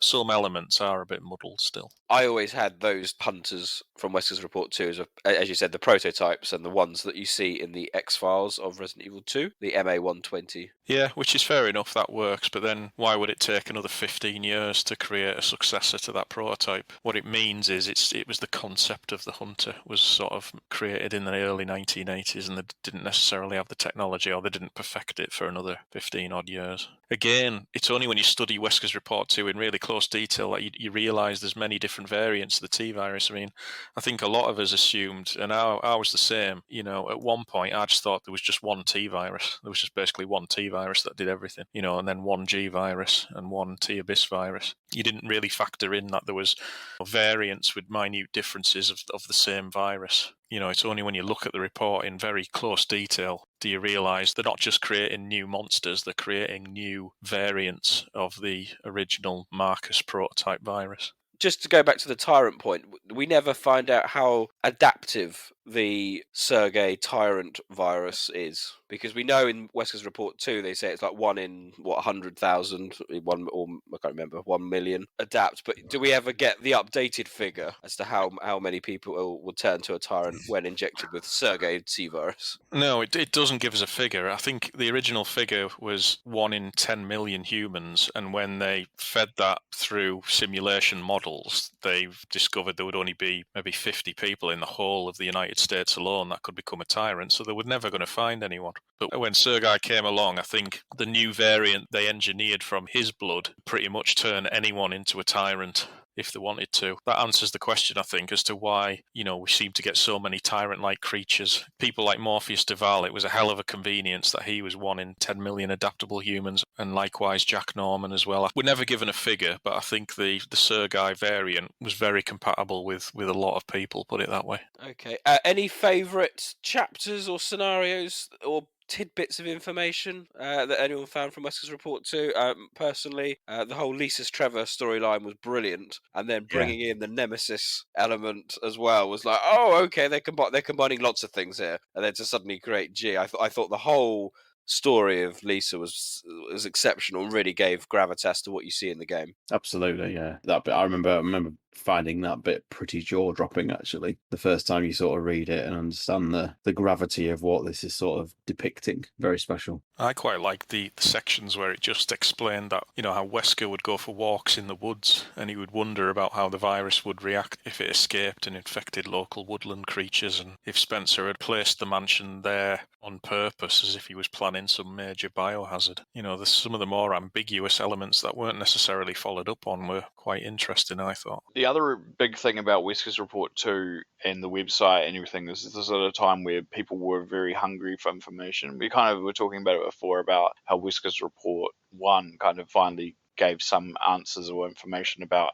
Wesker's survival and the virus, much akin to the idea that we were getting very sparse levels of games and the remake was coming, but it was still a remake. So these sorts of information like Wesker's Report 2 really added on, especially to the online community, and as John kind of also alluded to, stuff to kind of bite down on and be very interested in, have these discussions and debates and open up questions about what was going to happen. Because obviously if they were going to remake the first game, did that mean they were adding more lore and information in that was going to retroactively provide us more content about where the franchise might be going and that sort of stuff? And unfortunately it was one of those things where a lot of those answers ended up not happening for a long time, because obviously the direction that 4 went, and as you kind of also alluded to, the answers ended up being mostly in Umbrella Chronicles, because that's where basically they tried to tie up a lot of these what had become loose ends after 4 had come out. But for a good number of years, those sorts of things between kind of 2002 and 2001, 2002, and 2005, they were kept the community going in a lot of ways. And the artwork was very cool as well. Okay, that finishes our discussion on Wesker's Report 2. We now move on to what could be called Wesker's Report 3, or Wesker's Extra Report.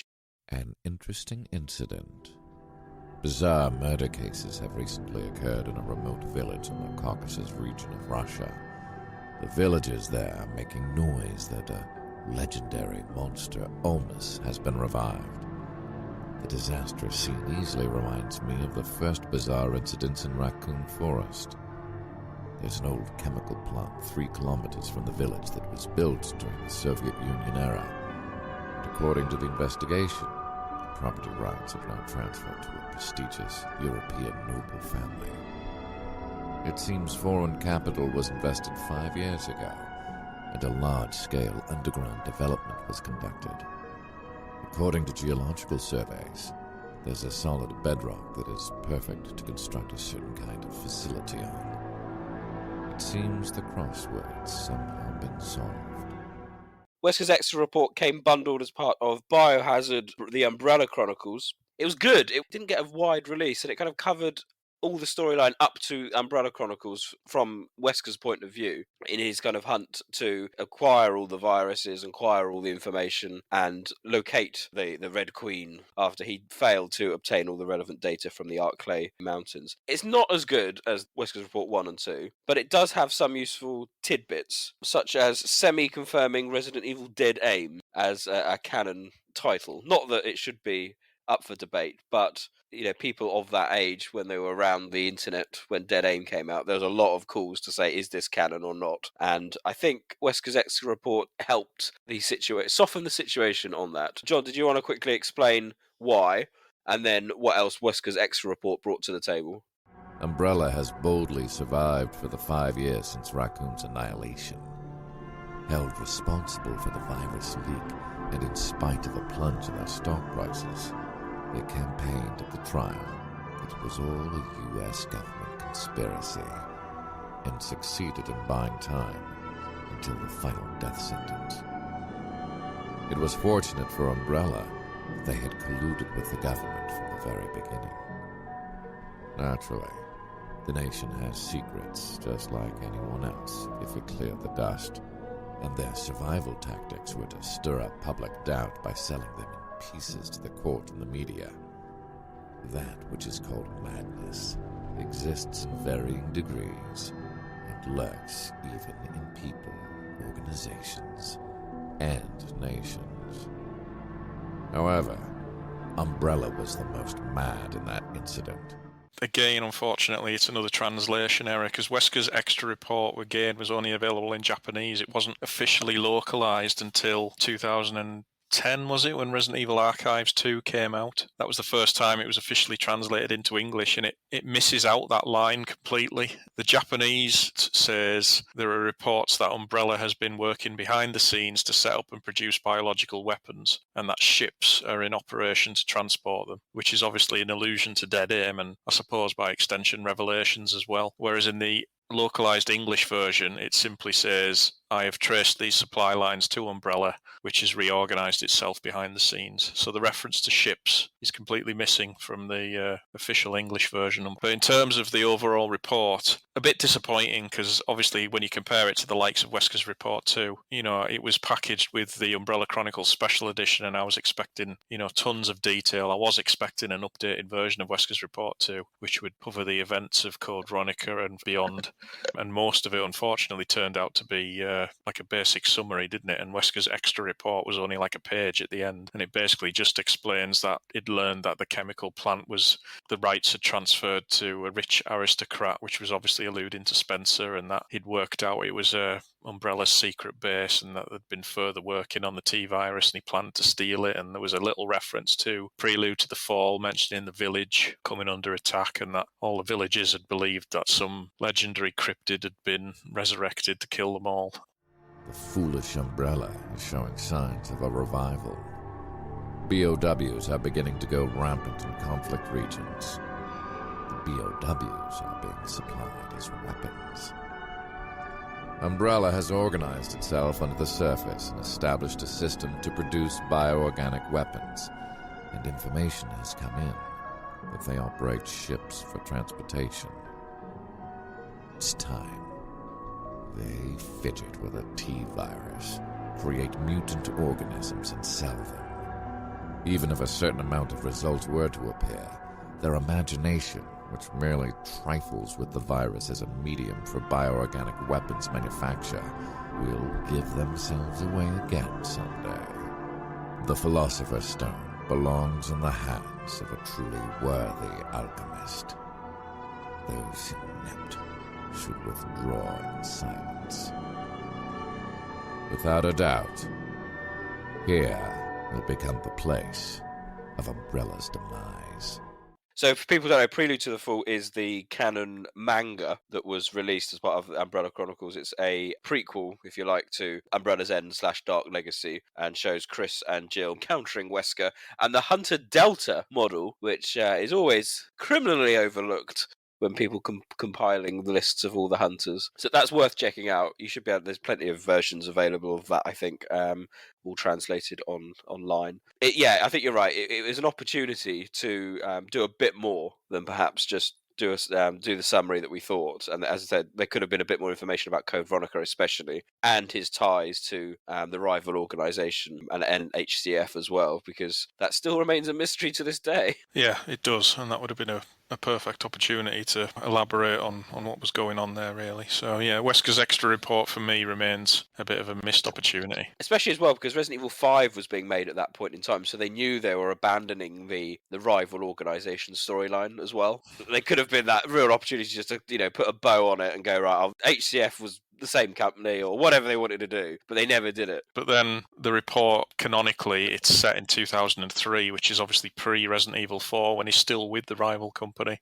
Ah, yes, so, of course, difficult in that respect. I do enjoy the appetite to get Dead Aim canon, though, because the link, it does have to be said that the link is tenuous at best. It is just one line that mentions ships. It'll do. On the ship. But as someone who thoroughly enjoys Dead Aim, I do like that there are those in the fandom who just grab whatever they can to make it work. So yeah, tip my hat. Taking a slight detour though, is that one of the only Dead Aim references beyond Dead Aim that's ever been made in the Dark Side Chronicles timeline in the Katai Shinsho or something? Yeah, the Dark Side Chronicles art book. The timeline in there references Dead Aim. That's the only time that's the only piece of material outside the game itself where Dead Aim is referenced, yeah. Shocking. It's terrible, poor old Dead Aim. We'll be celebrating that on the podcast. Don't you worry, folks. But then asking the question, is it still canon?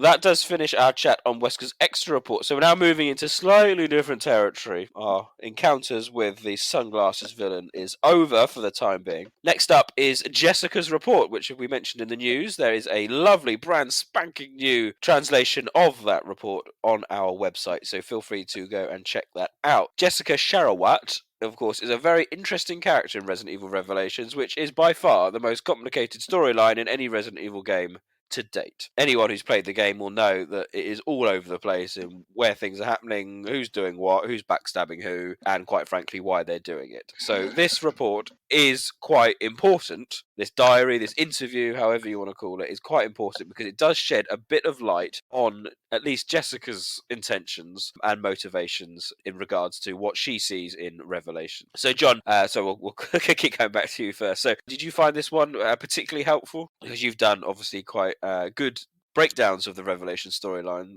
for us before, so this must have aided you in that narrative. Yeah, I think this one's quite useful. It doesn't really contain many huge revelations that you desperately need to know to understand the game, but it serves as a good introduction. It gives you a nice summary of what happens in Terra Grigia. The interview between the Global Pharmaceutical Consortium officer and Jessica is a good way to introduce all the characters that are going to be in the game, and then it gives you a nice little summary of the properties of the T-Abyss virus at the end, with a little bit about, what's happened to Umbrella and some of the creatures you're going to encounter. There's a little bit of extra background on Veltro and Jack Norman, which you can't find in the game, basically explaining that Veltro used to be essentially a student movement that became radicalized, and that Jack Norman's body was never found, and he became a bit of a martyr because his manifesto and speeches were widely shared on video sharing websites. People have speculated as well that the person interviewing Jessica is Excella Gioni from Tricell. I wouldn't say that's confirmed because she's never named. The clues are Jessica uploads the report to Tricell, and when the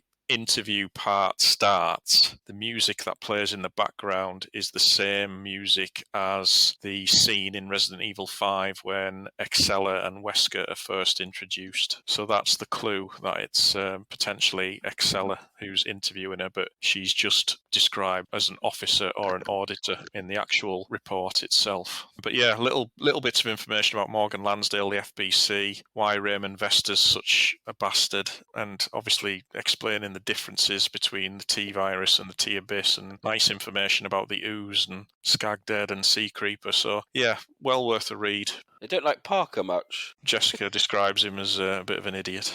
Yeah, poor old Parker. Excella seems to concur, yeah. I think this is where we start to see these things as it's not that it doesn't add elements of information, because that would be a silly thing, but it's not so external lore that's far reaching beyond the title that you're going into, and it's like the same with the previous extra report from Wesker. It's more to provide information and back information, backstory for what you're playing or have played or about to play when it comes to these sorts of things, I think, and that it kind of goes back to our original thing, which is a bit of it's not that it's bad or anything extra is great, but it's a shame that we don't have a lot more of these sorts of things that kind of expand more of the general universe, as well as doing this at the same time a lot more, and especially in English, but still good to have it translated, obviously. Thanks, John. Absolutely. Would you say though, John, that because Revelations itself is quite a complicated game, and I don't want to say it's not the best in terms of translation generally and kind of localization. Adding this helps. I'm not as anal about translations as I used to be many years ago, but it is difficult to defend the localization of Revelations. The files are all over the place. It describes Morgan Lansdale as some sort of wildlife Greenpeace advocate rather than National Biological Defence Director. It describes him as being head of a wildlife protection agency. It's just, it's unforgivable, some of the mistakes in this game in particular. Considering this is the game that had the misspelt box art spine, that's perhaps not surprising. Yeah, and I think maybe Capcom realised this because I think it was after Revelations, really, that the overall quality of the translations and localizations proved a lot. Revelations 1 is certainly the last game I remember that was particularly bad. It's funny, both Revelations games come under quite heavy scrutiny for their localizations, though, don't they? Yeah, I think Revelations 2 was more, it sort of steered away from the Kafka references in the files, and that was the first game where they wrote two separate scripts, which then they obviously differed quite a lot. Whereas Revelations 1, it was more basic mistranslations, that just confused the hell out of everyone. I think you're planning on doing a kind of Revelations lore document for the website as well, which will include Jessica's report. So I think there'll be a lot more information that we can present on the website in the future, just to help fill in some of those gaps with all the additional information as well. Yeah, after Resident Evil 5, Capcom started to dial back on this kind of content until Village, ironically, with the Baker report. the likes of Resident Evil 6 and Revelations 2, and those games had very, very little supplemental material compared to what came before. Thanks, John. Always helpful. And again, feel free to check that out on the website. We're just going to do a quick swizzle back to Resident Evil 4. I wanted to quickly touch upon it because it did raise a lot of discussion points at the time. Oh my God, did it? Ada's report, if you want to call them that. So talking about separate ways, the much loved add-on and extra to Resident Evil 4, something that I think everyone agrees was very much needed. At the end of every chapter, you got a little narrated part from Ada Wong telling us information about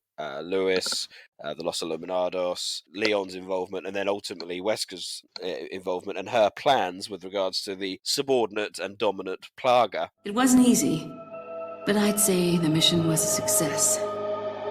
Getting my hands on the sample was my initial objective, after all. But I've sent Wesker a different present, just as the organization ordered. Pretending to work with him was entertaining. Albert Wesker. I wonder where he's headed next. Something tells me this whole affair has just been a taste of what he's got in store. To him, Umbrella represented power. He used it to hide behind while he made plans of his own. And now the Umbrella's been folded. What it did raise at the time, Resident Evil 4 felt, and to an extent still feels, quite disjointed to the mainline series and people who were around at the time. I mean, this release was, so different from the previous games. No Umbrella, no virus, no zombies, and the GameCube, the vanilla release of 4 was very disjointed to the world that we knew, and Separate Ways kind of came in and saved the day, I think. And so the reports element were really useful in fleshing out certainly the rival organisation. But again, I'll go back to John as well to start. I wanted to talk about the fabled third organisation, a term that is still floated around the internet, and how that came about, and who Ada was working for at the time. Well, the third organisation is the rival company. It's called the third organisation in Resident Evil 4 because of the constant references Mendez makes to a third party outside of the Los Illuminados and the US government being involved. I personally refer to Wesker's employees as the rival company because that's the easiest way to distinguish them.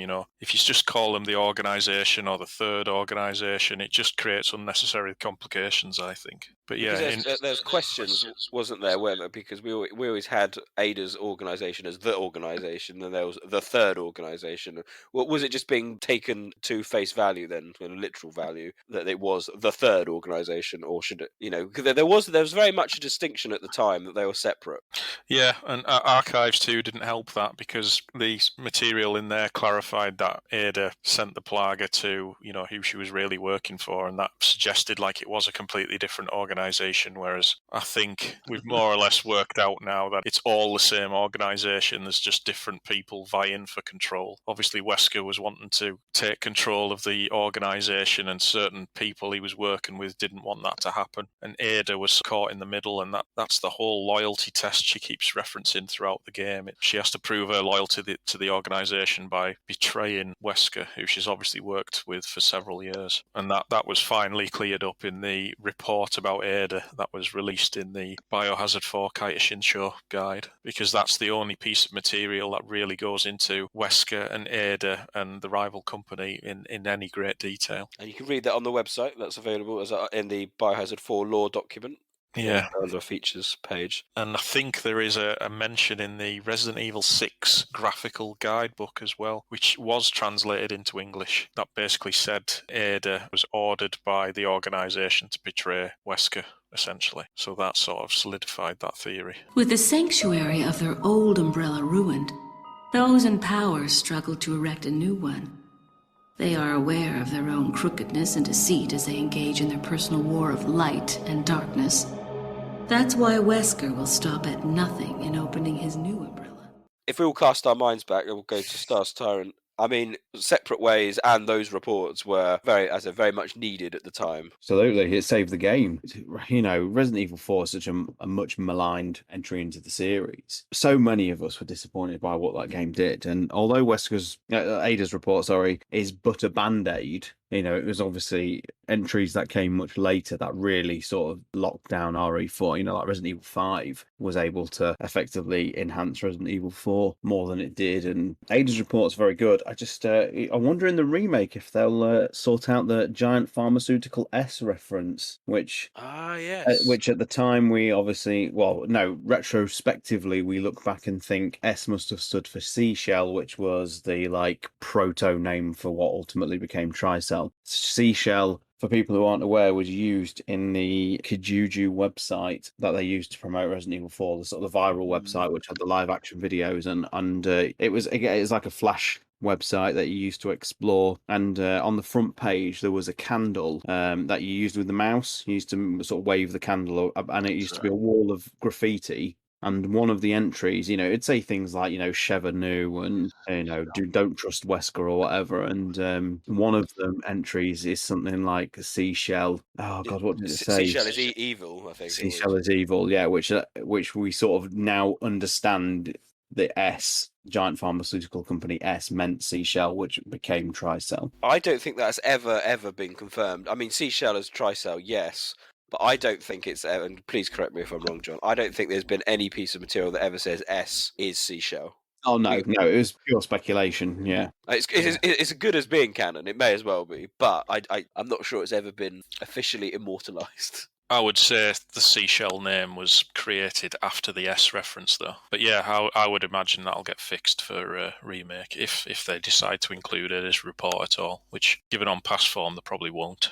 The giant pharmaceutical corporation S maintains medical and drug facilities the world over. We know for certain that Wesker has been in contact with them following Umbrella's demise. There's no doubt we'll next hear from him there. The organization must remain vigilant. But Wesker's not stupid. He knows exactly what the organization is thinking. He and I still have time to continue our little game of cat and mouse before the next move is played. This mission may be over, but the battle is just beginning. Well, what I remember about it as I was going through was the way that it doles out the information is quite good.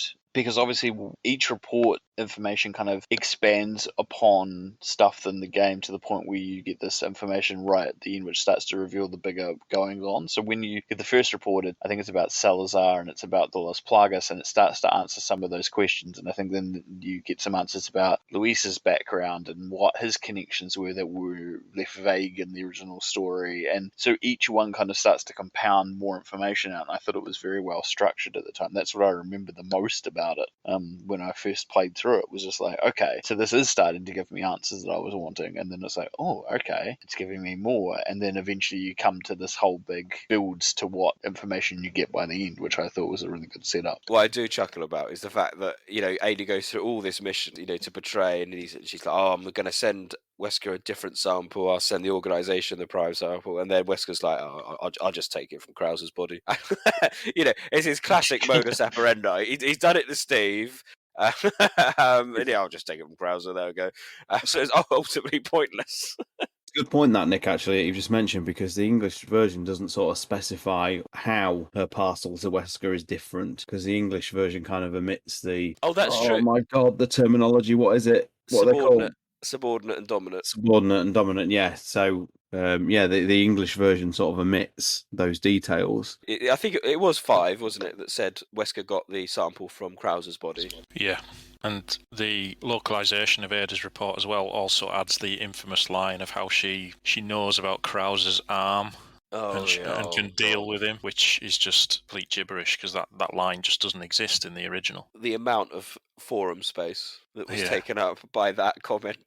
Yeah. Oh dear. Yeah, because it was an indicator of perhaps that she knew he was infected or something, And then it didn't help with Dark Side Chronicles as well, because that's how he was then injured on his arm. Well, yeah, because the way it's written is she says that line about his arm, and then later speculates that he's maybe infected with the Plaga, so that incorrectly implies that he's potentially infected with something else. And I remember at the time everyone saying, oh, well, he works for Wesker, so perhaps Wesker's gave him a version of his own virus, and that's why he can move at super speed and jump 20 feet in the air and backward somersault onto that gantry. And yeah, maybe Darkside Chronicles will explain it all, and no, it's just the Plaga. Parts of his arm have the green texture, the sort of, it looks a little bit like Alexia's mutated form. Maybe it's T. Veronica. Yeah. I recall them. So Happy days. Again, it makes me wonder what the localization teams are doing here to just add something like that. It's like, oh, this particular line's maybe a bit too complex to translate. I don't really know what it means. Let's just, Krauser's arm mutates. Let's just put that in there. I don't know. It's bizarre. These additions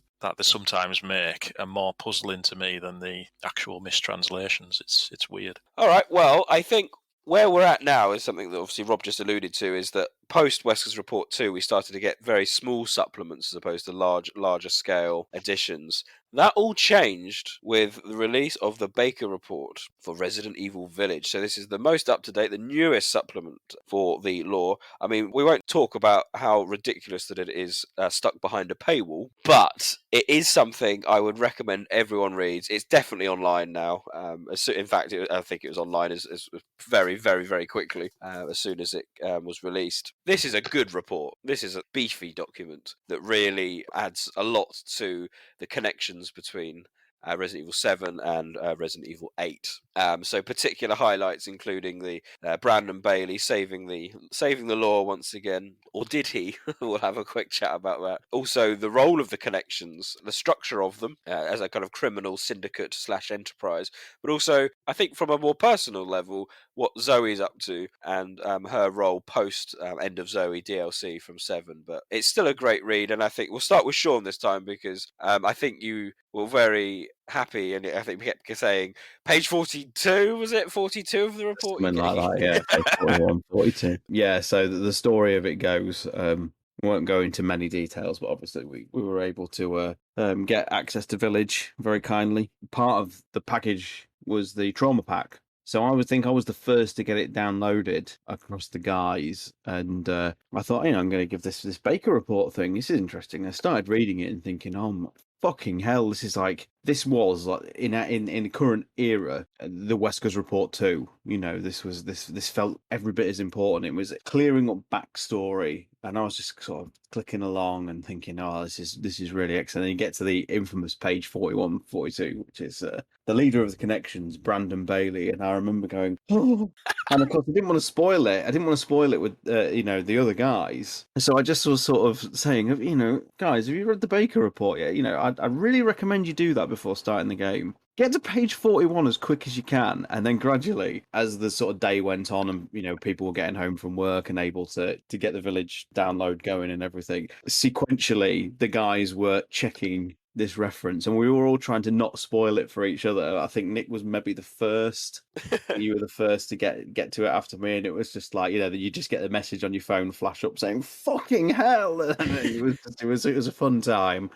And then John saw it and was equally excited, and Rob got there because I think you were on some horrible New Zealand times and things. The excitement of the report was definitely palpable, and we were sort of in this crazy elation of what this file meant for sort of clearing up aspects of the series. And John being John, Batman being Batman, the more he scrutinized it, the more he looked into details and how it actually worked with regards to the rest of the series, started to erode that excitement when you realise it doesn't really work, and you've kind of got to do some mental gymnastics to get around the fact that Brandon Bailey is this crestfallen researcher in an African lab turned mastermind crime syndicate Bond supervillain overnight, and I'll let you guys carry on, but yeah, I mean, it sort of went from the most exciting, most like, oh my god, I can't wait for the fandom to see this. It's going to be the biggest thing that's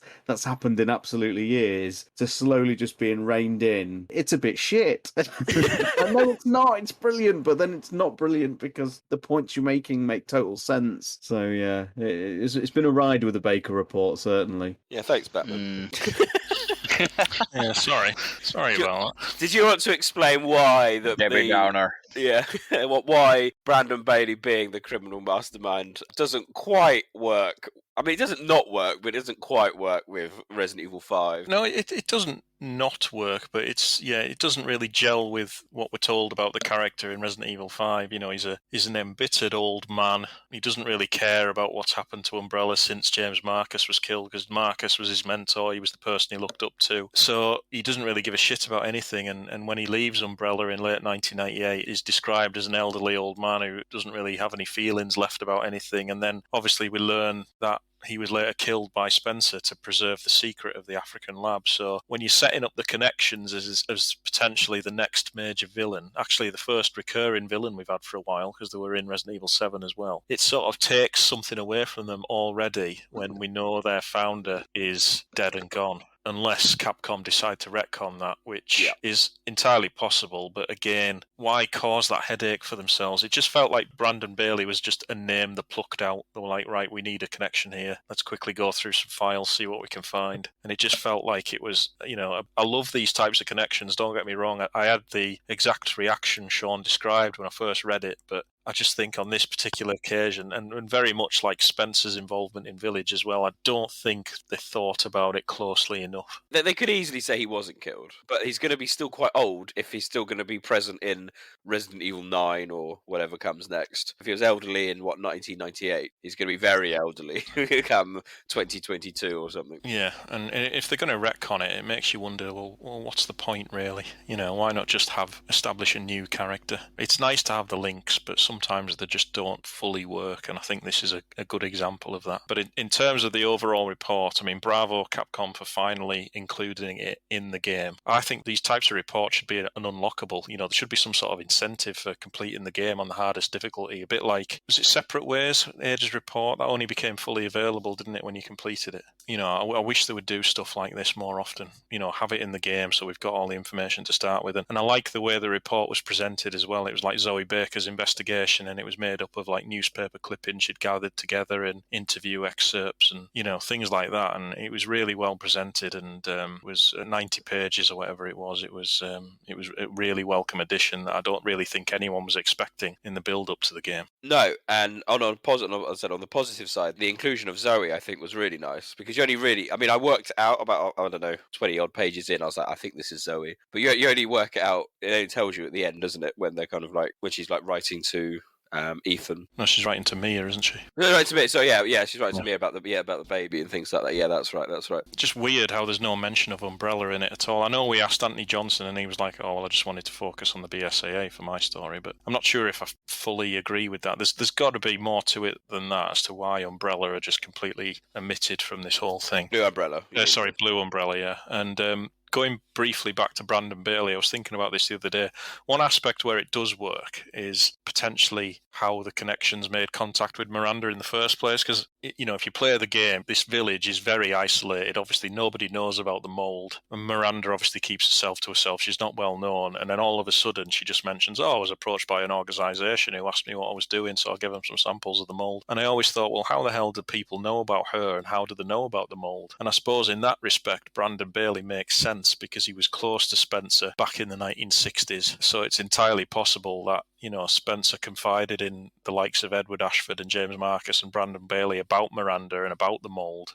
Bailey, when he was planning this crime syndicate, was potentially thinking, the first thing I'm going to do when I get away from Umbrella is contact this Miranda. That's one aspect where the whole Brandon Bailey leader of the connections thing does make sense. Because it just seems far too coincidental for her to just randomly be approached by any old organisation. Yes. Rob, what were your thoughts on the Baker report? You guys have mostly covered everything I would have said, but, I think I went through the same interest and shock level, and then when John especially, but it wasn't just John, we make it sound like he's the real bad guy for shooting down our hopes and dreams, but it wasn't just him. Like, the more you actually dig into it, and anyone can do it, you kind of go, I'm not sure about where this is going. But as a concept, and to have 80 pages or whatever it is of new information and connecting more of the world and helping connect the stories of 7 and 8 even more. So yeah, it was good, and I enjoyed it. And it is hard when it takes a little bit of the tarnish off, and I'm sure they'll create some sort of explanation down the track as to how it works, like they have with some of the other things that we've talked about in this episode, but we'll just have to wait and see what they are. And I'm with John as well on the lack of Blue Umbrella. Was a little bit surprising. Even with the focus on the BSA and the main plot, it's surprising that it doesn't get at least even one name check at some point, when obviously this is her doing research into all the background of this sort of stuff. So it does need absolutely calling out, though, that this is, we've talked through some various reports released across the years, and the Baker report stands out in that this is the first one in many, many years, which I believe you said, Nick. It is appalling. It has to be said. Appalling that it's locked behind DLC. It should absolutely be either an unlockable or just available. I want to see every Resident Evil game contain this kind of lore-based content, but never again behind a paywall. I don't really know what they were thinking with this one. And it is important, despite its, flaws, which we've alluded to. It's still an important document which helps explain, you get plenty of great material, not just the Brandon Bailey thing, just the fact that you've got a return appearance from Zoe. You get, Chris's actions within the BSAA and the sort of what's going on with his Wolfpack team and things like that. Hound Wolf. I forget the name. I'm so tired. Sorry. Foxhound. Foxhound. Yeah, absolutely. Special Agent. You can use Foxy. Yeah, but yeah, Capcom don't put it behind a paywall again. Just absolutely not. The thing is, they would have known. I mean, the RE wiki alone is absolutely ginormous. They would have known as soon as it came out. It would have been online. You don't get much more from the paid version compared to just reading it online. I mean, apart from some nice pictures, you knew it was going to be on YouTube. So I'm just not quite sure what they thought. Were they just bulking up the trauma pack? Just as, we get this as well. And it's like, it wouldn't have stayed exclusive. They knew that Capcom would have known that. So before we finish, what I wanted to do was have a quick summary discussion of all these lore documents, really, and just the future as well. Are we expecting now with the Baker report that this is going to become more of a common occurrence? Do we expect Resident Evil 9 to have something like this? If so, what format? How much feedback do you think they take from having an expansive lore add-on like this? I would hope it's something they would continue, but I honestly, given that it's only happens occasionally, if it doesn't happen again for a while, I wouldn't be surprised. It would be nice, as Sean just said about the last one, all the stuff that's in there, it's really good to have, and it's nice to have it there. And so anytime they can add, this sort of thing, it's worthwhile. I mean, and it goes also with the timeline that appeared in Resident Evil 5. That sort of stuff also helps.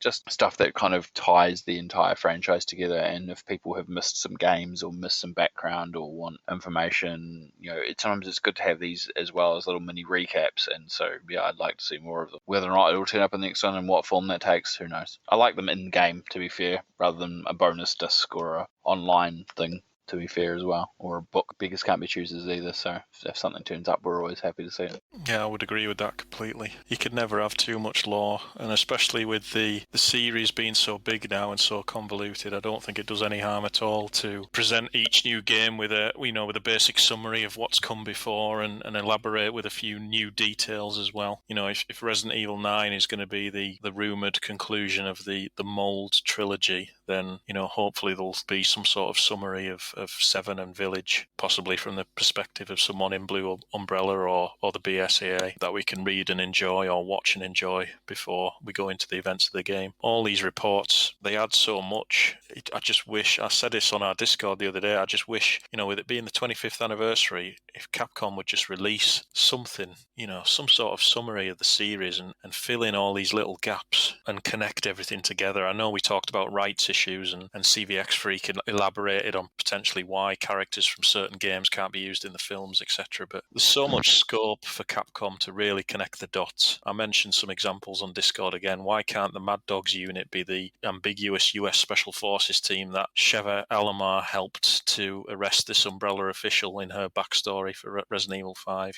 Why can't we confirm Derek Simmons as the person Birkin was in contact with from the US military? Why can't Colonel Wilson, who's working for Tricell, be the one who introduces Morgan Lansdale to Tricell to further the T-Abyss research? I don't think it would take a lot of effort for Capcom to release some sort of online lore document that could connect all these dots. We're never going to get a Resident Evil Archives 3, so just something to really connect all the series together. I just wish they would do something like that. We shall hope, we shall pray. But I think that's been great, and I think that's been a nice celebration of 20 years of Wesker's Report DVD and the start of supplemental material. Long may it continue. That does conclude our discussion as we now turn to the final part of the podcast. It's this week's edition of Neptune's Biohazard Quiz. 25 years of Resident Evil. 10 years of the Resident Evil podcast. Expert knowledge is needed in what we call the quiz. This was my only opportunity for a point this week. I'd just like to announce to everybody that this is 0 points for me this week. Thank you. Bye-bye. We've talked about the games straying too far from the origins. This Resident Evil quiz, we're now getting Spice Girls as the correct answer. I mean, it's time to quit. Welcome to Neptune's Biohazard Quiz.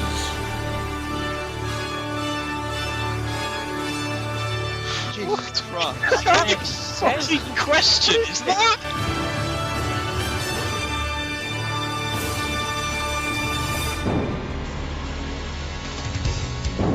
Batman.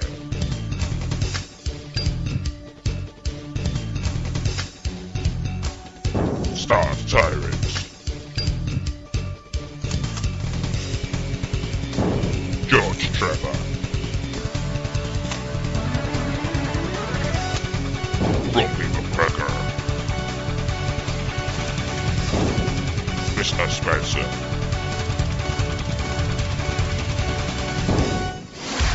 Neptune's Biohazard Quiz. So hello one and all, and welcome to Neptune's Biohazard Quiz. We have 5 questions, so if everyone can clear their desktops, here we go. If I could just interrupt you there, Nick. I think it's about time you had a go at one of these. So I'm going to take up as quizmaster, if you don't mind. Oh, you savages. Yeah. This. And I will say It's no longer time for Neptune's Biohazard Quiz. These questions are not taxing, okay? Are you sure? You're not going to have to rely on any sort of vague law references or obscure materials. These are 5 solid questions that any Resident Evil fan worth the salt should get. Oh, don't say things like that, John. Okay. I'm opening up Notepad.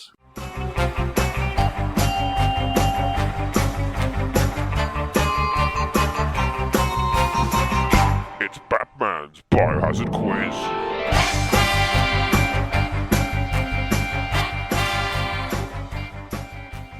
Question 1. How many vague Resident Evil references are there in Friends Series 2, Episode 6?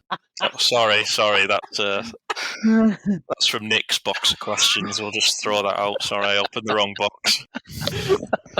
I was about to say, what? That's my little comedy joke for tonight.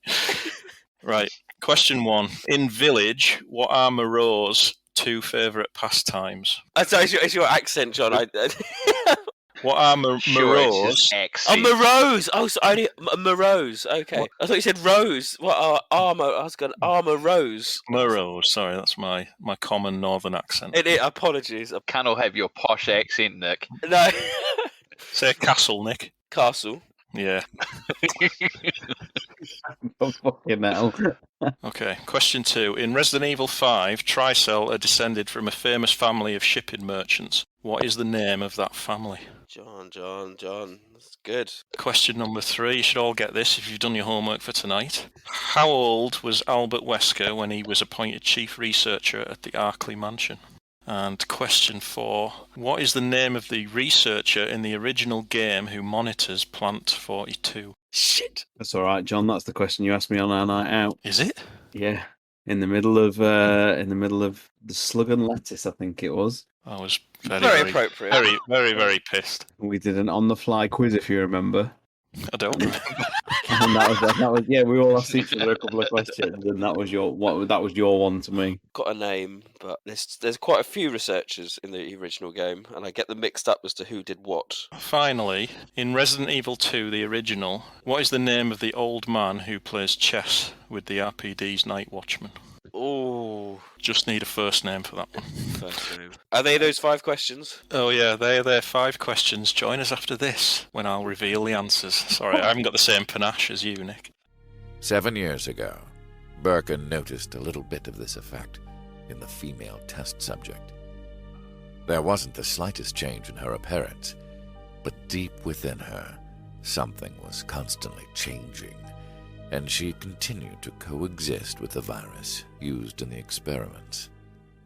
And so, after 21 years of inner mutations, even the parasite nemesis just became one more mutation within her body.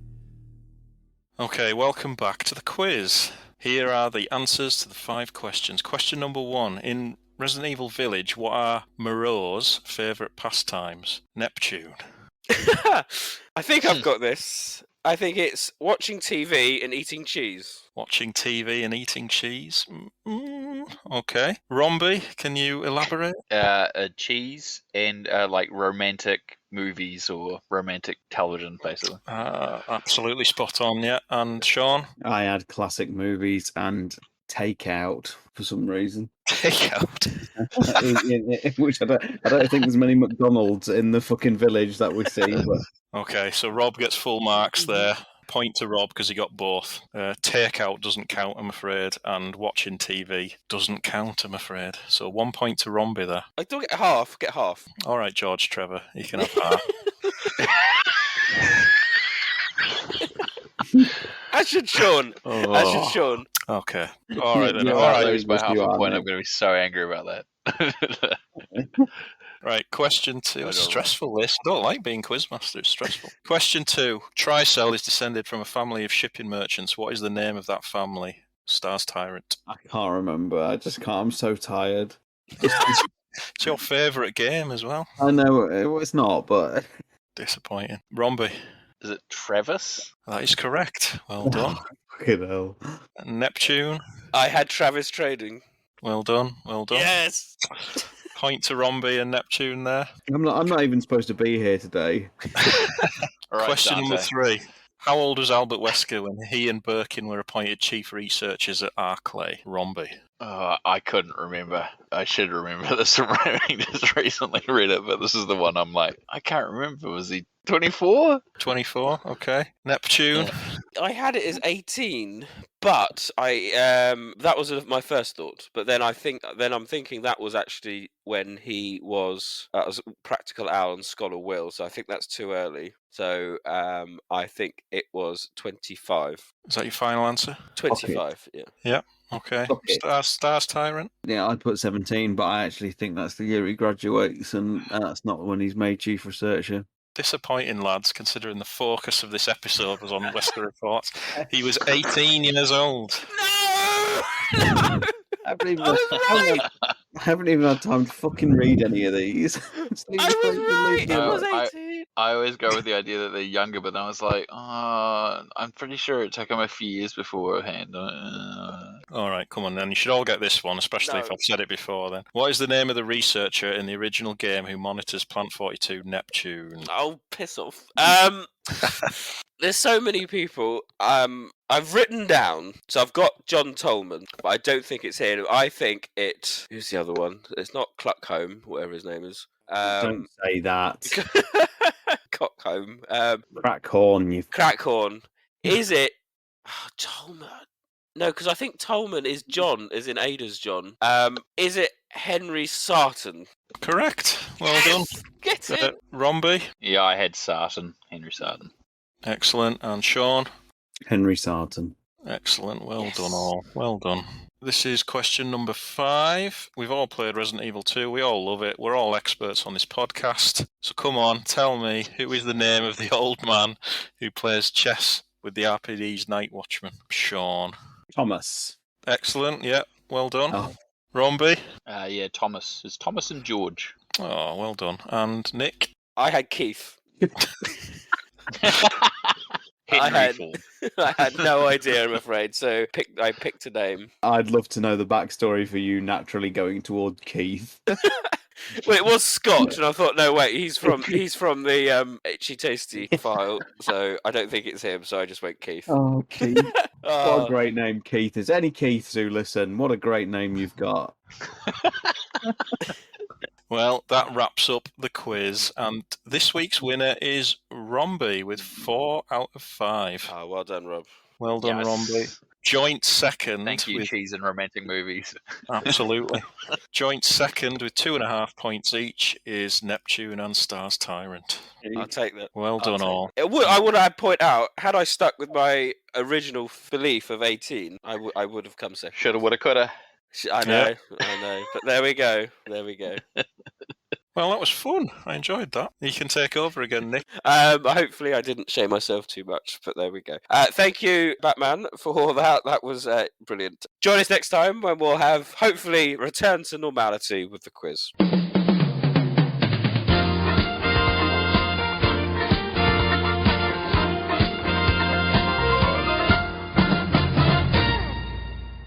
There we go. Thank you, everyone. Thank you, one and all. We are slowly wrapping up episode 72.